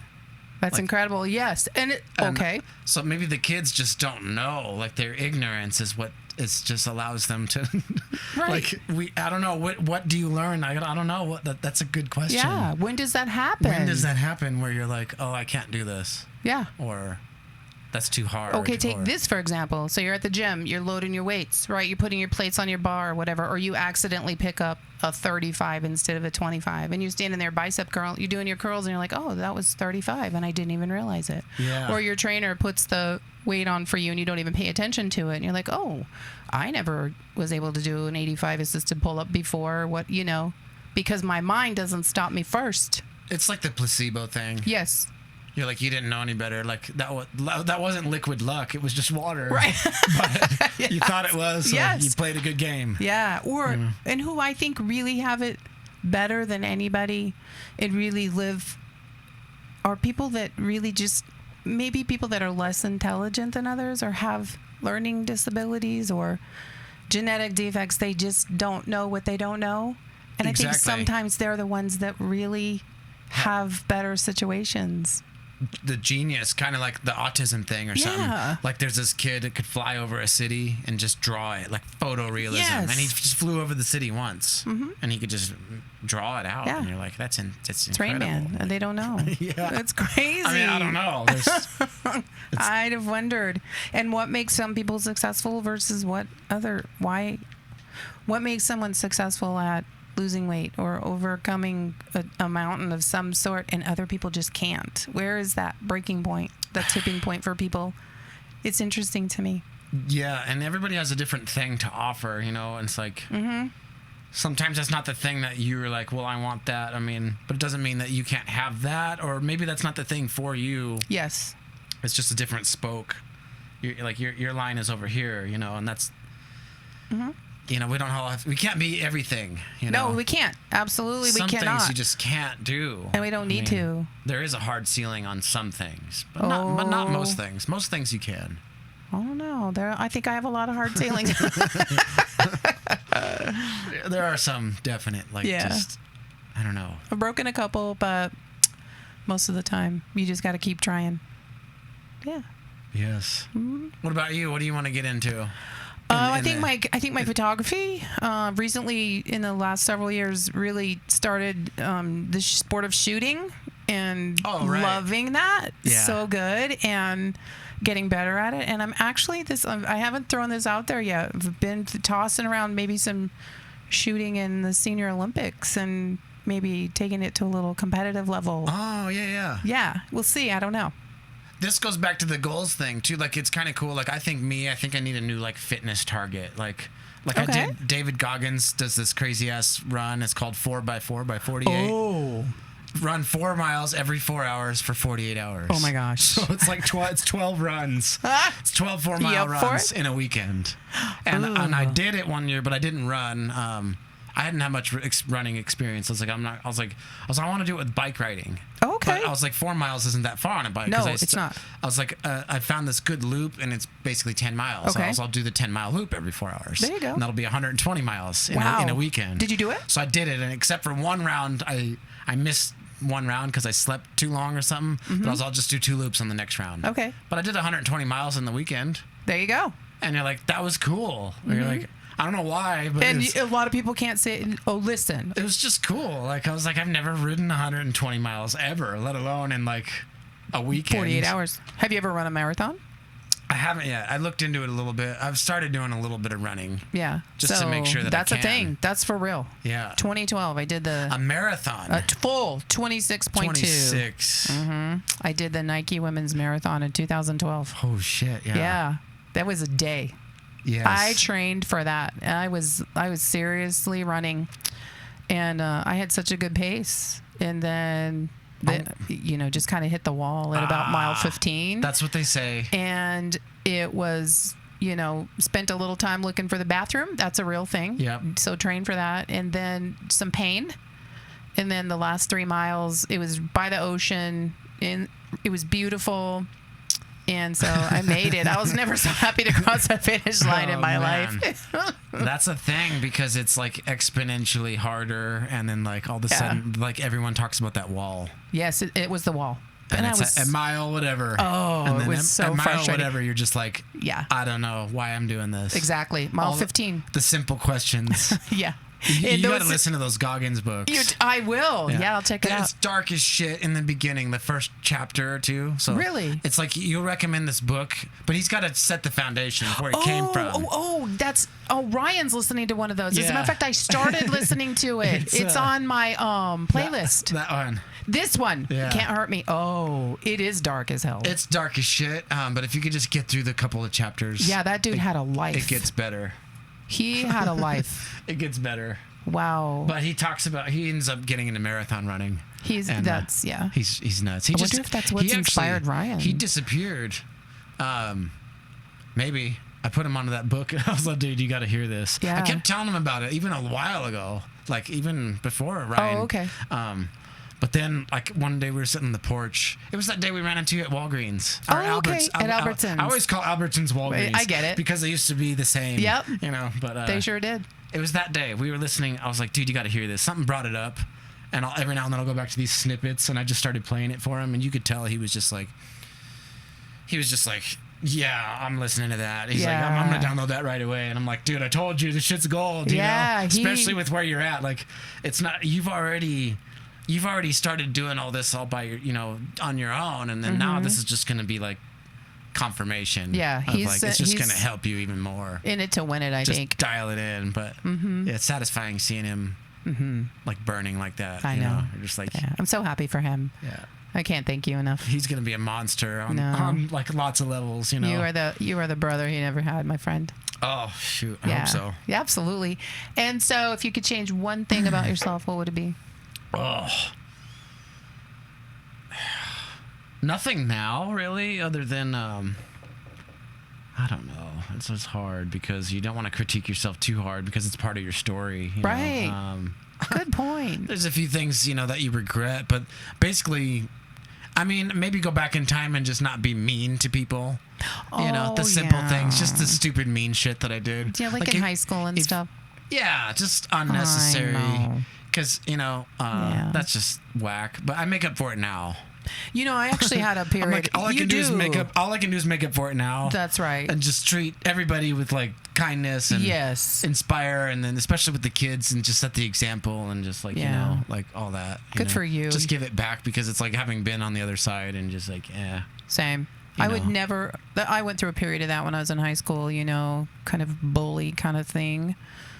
Not kinda, it was, and that haunted me for a long time into my adulthood. And I actually found the girl that I went to school with, and I had to apologize to her, and it was probably a long time coming for her, and she was very forgiving and understanding. That's beautiful. And, that's awesome. So I was really happy that I did that. It kind of lit up and smiled there, because there's Billy Madison, where he used to bully this guy back in the day, and the guy he bullied was Steve Buscemi. Oh, yeah. Steve Buscemi's just a side character. Right. He's kind of a weirdo. But, like, a little bit. He calls him and says, like, I'm sorry, man. Just wanted to let you know, like, that wasn't cool or whatever. And then, like, he crosses him off the list. Yeah. And he was like, he has a sniper rifle and shit. And he's, like, we putting lipstick on. He's, like, just kind of a weirdo. And, like, good thing you apologized to that guy. No kidding. Yeah. It was something I needed to do. And I'm very happy that she and I got the opportunity to have the conversation, because it could have went differently. And so I would never want somebody to feel like that again. That would hurt my heart on so many levels. Yeah. The thing, I wouldn't necessarily go back and change much, but like the thing that I try to live by now, I'm like, well, what is it? Like, Jules said it. He's like, you got to live now like if you would then, if you had a time machine to go back in time and relive, because you can't. And what that boils down to in layman's terms is like the path of least regret. Yes. Like, you have to set yourself up to where you're like, and where you wouldn't want a refund on the way you spend your time. Oh, yeah. Like, you're like, that was time well spent. Like, you want to be at the end of your road and be like, I wouldn't take it back, Yeah. Absolutely. That's the way to go. Yeah. The path of least regret, where you're like, I wouldn't regret the way I treated those people, or I wouldn't have regret spending time with them, or I don't regret the path, like, going down your nursing journey or whatever. Yes. You don't regret it. You're like, I wouldn't have traded it. I mean, no. I didn't know that's what I wanted. That wasn't even what I wanted. No. But sometimes it's just like your life picks you, And it did. Oh my gosh, it so did. That is one part of my life that picked me. Yeah, it's like what I'm doing now. I never would have imagined. I can't imagine continuing to do it for like another 25 years either. But I mean, I might. I don't know. Might. I don't know. Yeah. I mean, it's a pretty good gig. it's about as good as it gets for a day job. I love that. Yeah. You know? And summer's off. It's to the point where it's so good that even if like we were gonna be all like, yeah, the band's touring and we're gonna leave and like wow, like you guys are gonna be like pro musicians or something now, I'd still be like have a hard time being like, dang, like I gotta. It would be hard to give up even if I had some other cool opportunity that I wanted even more. I think that's how Ryan would feel about his work too. He likes his job. Yeah, I think he does. But yeah, because I wouldn't trade it for much. Good for you. Yeah, good, because you're making kids' lives a lot better. Yeah, so keep doing that. The people I work with, like my co-teachers and everybody in the hallway, and all the EAs and all the kids and it's just like. It's really like a love chakra thing. It's cheesy and kind of fluffy, but it's true. Like there was times before I'm like, what am I feeling right now? And I was like, I'm like, oh, I know what that is. It's a warm fuzzy. I'm like, it's just you can't deny it. You know? When your patients leave, it's the same thing. It's supposed to be. You're supposed to feel that. Yes, you are. You're like, if you're not really feeling that, or if you have some sort of issue with the, some people are bitter, and you're like, you're not the kind of person that needs to be here. Exactly. But agreed. Most people, I'm like, the schools, they just treat you so good too. Good. There's like the admin and the staff, and there's like, oh, there's gonna be a yogurt bar, like come down, and like. But the thing is too, like, you get what you give. Yeah. I really believe that. People give back to you. And so that's good. I've worked in the same organization, which is now a different title, but virtually the same place for my entire career, with the exception of traveling for a little bit and doing, working in Las Cruces, El Paso. But I've always felt like I've been supported and encouraged to grow in the organization, and given, I've never been one of those employees that have felt cheated or taken advantage of, that kind of thing. Never. Good. Yeah. So good. I like that. And I want it to stay that way as I retire. I don't ever want to leave feeling bitter. No. Or ugly about my work. No. Ever. No. Yeah. About anything. Mm-mm. It's like, it's just extra weight we carry around, and a lot of times you choose what you want to carry around. And you're just like, a lot of it's, you're just like you said, like you get what you put out. It's like your approach. If you just walk around a little lighter, like you're gonna it comes back to you that way usually. Yes, it does. And then even if it doesn't though, but you just have the perspective of being able to see, you're like, well, I don't need to carry that, like that's and it just kind of passes you, because it'll still get thrown at you every day, but you're just like, nah, not mine. I'm not carrying that. How did you pick orange for orange curb? Well, that is a whole thing. Washington Park has this particular curb that's orange, and it's the orange curb. Oh, okay. But it wasn't always orange. I mean, it was. It was actually like, it's the same color as the amphitheater was. Yes. So it's more of like a terracotta. I remember that. It's that color. That's the dome right there. Those bricks. Okay. That's literally the dome. Right here. Yeah. Okay. So it's kind of that, but it glows orange in the sunsets. Okay. Golden hour. Yeah. All those sessions. But it was always the orange curb, because I think it was the one that was fully, maybe a long, long time ago. I mean, we inherited the spot from those before us, Yeah. Standing on the shoulders of giants. Right. But this is the truth, though. Yeah. Like, they already had all their names before we were ever there. So, like, when I showed up at the park, it was just, that's the orange curb. And then the other curbs have these other names, and some of them don't. But, like, there's, like, the planter. It's just a big planter, but it's, like, skinny ledge with dirt inside of it. But the orange curb is, like, concrete all the way on the top. Is it still there? Yeah. Okay. They cut a piece of it off for a sidewalk to go around, like a handicapped sidewalk. Yeah. But 3/4 of it's still there, so that's good. I mean, take what we can get. A lot of the park's gone. It is. It used to be. It used to be so nice. There's old photos of it, and like if I could go back to any.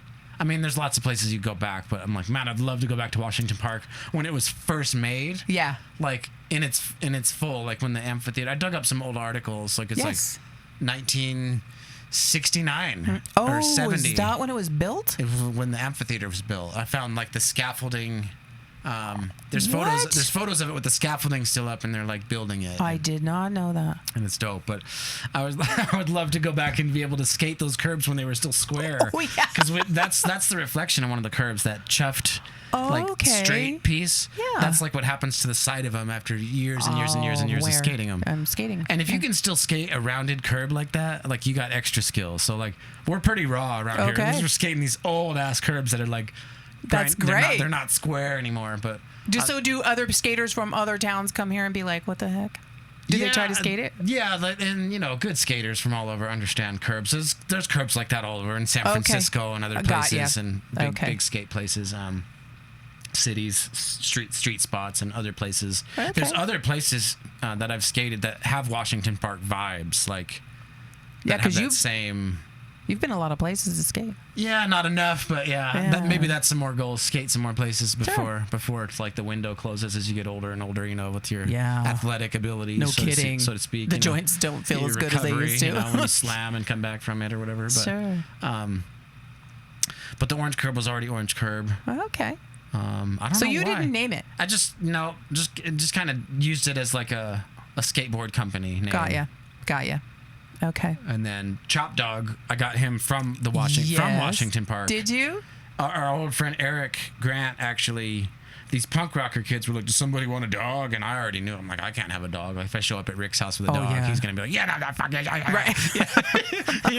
I was like, no, I can't take him, And then Eric's like, well, I'll take him, So we took him back to Eric's house. And then my mom rolls up, like, to pick me up or bring me something or whatever. And she's like, oh, whose dog is that? And we're like, Eric's mom started bitching him out just like Rick would have to me. Mm-hmm. She's like, you can't.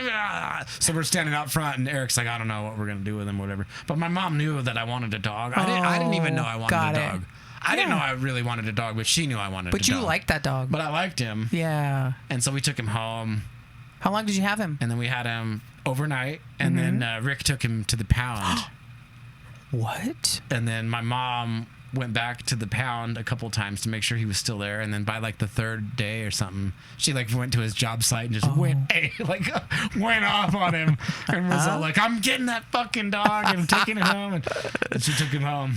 Oh, that's great. And it's funny, in hindsight, my mom and Rick split up, and we moved into this trailer, a nice place right off 25th, right off of right next door. Well, it's right next to my dad. Yeah. Yeah, right next door. I remember. So it's a nice neighborhood. Sure. But apparently it was no pets. Oh. But I was just dumb while I was a kid. But if it was me now, I'd be like, okay, like I'm bringing him anyway, like because who's watching this place with binoculars? Exactly.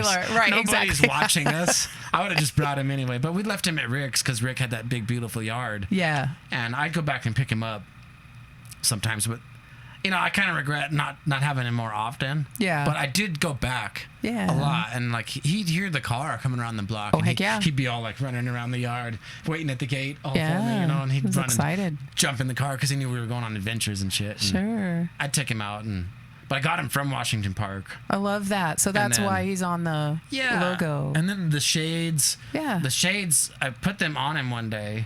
I got those from my other friend from Washington Park. Yeah. Jeffrey Axtolis gave me those shades. I remember him.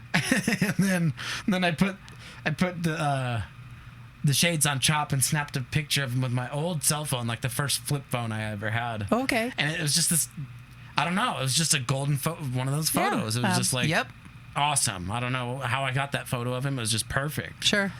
And then, but the reflection was Rick's backyard, like the tree and stuff in Rick's backyard. Oh. I have the old boards. I'll show you before we leave. That still have the original reflection.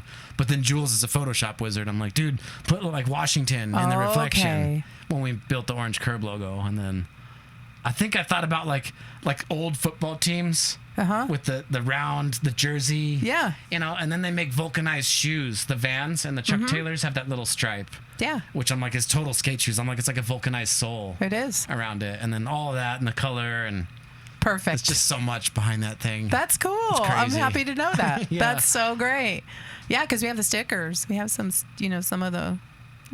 Oh, yeah. Yeah, we have some of them. I got a couple more for you, too. Yeah, we've got some. These are the other curb ones. Oh, I don't have these. I don't have these. This is like the Robert, Indiana Love Park. Yes. In Philly. Mm-hmm. And that was an iconic skate spot. Our Washington Park is like our Love Park Philly. Okay. So that's why I made the logo like that, because Got it. Love Park Philly is like another one of those city plazas that's not built for skateboarding, but the architecture's perfect. Oh, okay. No one ever hangs out there except for homeless people and bums and skaters. That's too bad. And they run the skaters off. Yeah. And they're like, they're the only ones that are keeping this shit up, you know? Go figure. And then, yeah, there's lots of spots like that, like JFK Plaza is Love Park Philly. And then there's like all these other ones. Oh, okay. There's one in LA called like Radio Korea or J-Quan. There's all these ones. Thrasher Magazine does this really cool series called This Old Ledge. Okay. And it's very like educational about the architecture. Okay. And why it's so meaningful. And skateboarders make all this meaning out of these nothing places that to anybody else, it's just like, you wouldn't even notice it. Right. Like when you go on vacation, you're like looking at the stores and the restaurants and everything. And then like we're looking out the windows like, check out that bench. Or, like you could jump off that thing over this to that other parking lot. Or, yeah. But these plazas that are in these like middle of these cities always have the coolest architecture. Sure. Marble ledges and fountains. And have you been to Chicago? Have you ever been to Chicago? I haven't. Speaking of architecture, you would probably be that way in the park there. I'm sure. Oh, yeah. There's a lot of heavy skaters that have come out of Chicago. I imagine. Yeah. It's a beautiful area. It's beautiful there. I love that city. Yeah. Love it. Nice. Yeah. So super I've just heard about like the crime and this and that, or the cold. I didn't feel that way when I was there. I'm sure it's dope. It's just it's crazy cool. Beautiful. Everything's got its ups and downs. It does. You can walk out the door here. Yeah. Find it down. Like Alamo could be the worst. Absolutely. It is. But I love it, or I'd leave. It's our town. I remember my dad being like, when I first was like kind of being an adult, like young teenager adult, he'd be like, man, one of these days you got to get the fuck out of there. Yeah. And then like later on I realized, I'm like, Dad, if I hated it, I'd leave though. I actually like it, you know? Yeah. Like it's more my speed, you know? And then he comes out here and unwinds, you know? Exactly. And he sees it now. Sure he does. And he's the one that actually brought us here. He's the one that fell in love with Alamo. My mom's from Tucson, and my dad actually found Alamo through Lockheed or DynCorp or something. Okay. And then we ended up here, and my mom didn't really want to end up here. And she wound up staying. She wound up here, and he wound up in Tucson. He didn't want to end up in Tucson. Isn't that great? Because my mom went to high school and grew up in Tucson. How crazy. It's just a trip. It is a trip. Yeah. What did you think when Ryan went to Phoenix? I was bummed. I was happy for him that he was doing something. Yeah. But that was right after we won that Battle of the Bands. Mm-hmm. And I was like, yes. Yeah, I know. Let's start playing music. And exactly. Then he dipped out. But then I got into recording. And I was like, well, we can, you know, there's technology. I'm like, I can do scratch track guitars. And then I can come to your house and we can, and I did. We did some sessions, a few of them. That was really cool. We were just recording like our rehearsals. Yeah. You know, over there, and that's fun. That was fun. It was cool, like to go on a mission. Like I'm gonna put the guitar and the amp and the recording gear and get in my car and drive several hundred miles just to go visit my friend. Like with the sole mission of just making music. There you go. Felt like a cool thing. You know, it still would. Anytime, it'd always feel cool. Yeah, absolutely. But I was super happy that he came back. Yeah. And then he's already been back a while, and we missed out a lot, too, just because that same thing we were talking about earlier, that distance. It's like, what do you mean Ryan's been back for like 4 or 5 years? And a lot of that time, we didn't even hang out that much. I know. Do that much. And, yeah. Funny how things come around. Two-way street. Awesome. But I'm happy that he's like, you know, that we're more consistent now. I agree. Absolutely. That's the best. It's good for him. Good for you. And this has been the funnest, greatest time I've had in a long time. This? Yeah. Good. I'm glad. I know we got to get you out of here so you can. Yeah, I'm old. I got to go to bed. It's going to be my bedtime. It's just because you got your. I got my gym in the morning. You got to practice what you preach. Yeah, 4:30. You got to get moving. So I can't quite do 4. Ryan's at the gym at 4. I know. That's crazy. I'll get up at 5.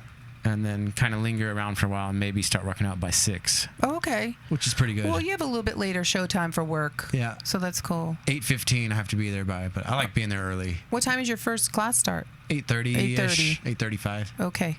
And you get out at 4? 4:15. Okay. Contract's 8:15 to 4:15. Oh, so. Okay. Yeah, and it's already Labor Day. Yeah. Do you go to football games? I'm going to start trying to go to one every now and then. I'm just curious. Yeah. It's kind of cool to show up when they see you there. They're like, yeah, oh, hey, they like up? that. You know? Yeah, exactly. Cool. I've been to a few wrestling meets. Really? Like, if I have like one particular kid that's like one kid asked me to go to teacher night, and I was like, I have no idea what that is, but yeah, like she's asking me, she picked me, and and then I asked another old teacher, I'm like, yeah, he's like, oh, you better, he's like, bring candy.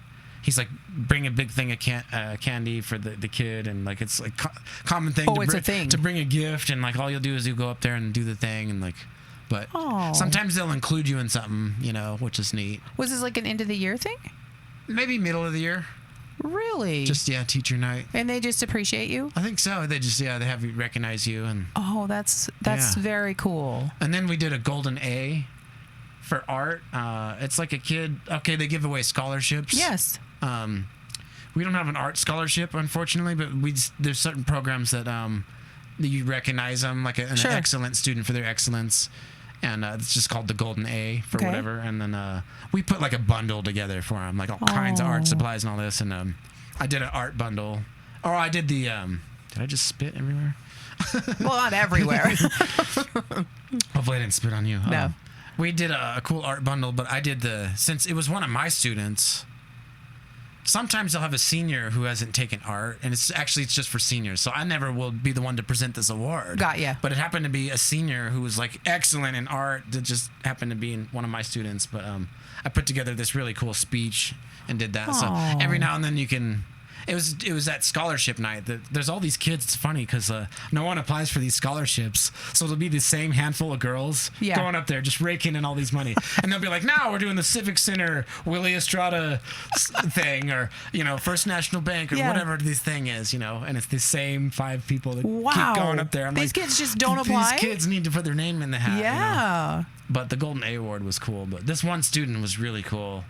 She was like an old soul. Knew about the Beatles and Zeppelin, and she had a little pocket-sized Constitution, and like a vest with these cool buttons, and she'd like bring in homemade goodies and stuff. And that's fun. She's just like so cool. You're like, there'll never be another one of you. And then on top of that, you have like straight A's, and you do all the art projects, and her art style is cool. I'm like, you do the things. She's cool. So every now and then you get to do something. I like that. Really special, for somebody. That's important. And then we do a big ass end of the year art show, which I should invite you guys to. I would love that. Because it is really cool. It's impressive. Like if you've ever been to any kind of art show, you're like, this high school art show rivals like almost any art show you've been to. Yeah, I would love to do that. Without all the pretentious snootiness. Exactly. It's just like it's so fun. Yeah, because one of the when you had your art downtown. Oh yeah. Yeah, absolutely. Yeah. I have such an admiration for art and creativity. My brother had that. My brother did. Very much so. And I always was envious of that for him, that he had that. Yeah. So I remember walking in Gypsy Rose and he'd be drawing stuff. I'm like, damn, that dude's sick. Yeah. I was like, holy shit. I just kind of catch a glance. I was like, damn, he's cool. Yeah, he had that. He had an eye for that. He could do human faces really well. Yeah. Yeah. So, and he never wanted it to be a job. Yeah, I understand. Yeah, he said no. He didn't want to do that for a living. He just did it because that's what he liked to do. Yeah. Mm-hmm. I think of it like I'm just a coach. Like the coach doesn't have to be the star athlete. Nope. And nor he shouldn't be. Nope. The athletes are actually better at the game. Mm-hmm. He's just got this like way of seeing their potential, Exactly. So that's what I tell the kids because I'm up there on blast. I'm like, I'm not the greatest artist. I'm like, I can do some stuff, but I'm like, I don't know everything either. Like, let's all try to draw this thing, and mine might not be the best. Yeah. I'm like, this girl over here might be the best, and she should be. Yeah, that's the goal. You want them to be better than you. You do. I want my patients to be better than me. I'm like, I'm not the best at everything. I don't know the answers, but we'll find somebody who does, because you have to do what you have to do. And if you don't hear it from me, you hear it from someone else. That's exactly, yep. You said it perfect. That's what I say too. I'm like, I don't know all the answers, but I'll help you find them or find someone who does. Yeah. Absolutely. Well, we're going to have to do this again. Okay. Whenever you have time, I'm in. I'll have to write down like some specifics, but it's kind of fun to just let it roll. It is. Obviously, time just disappeared. It's been about... Oh. Yeah. It did. Just gone. That's so great. Yeah, I was telling my medical assistant today, I don't know if I should do this.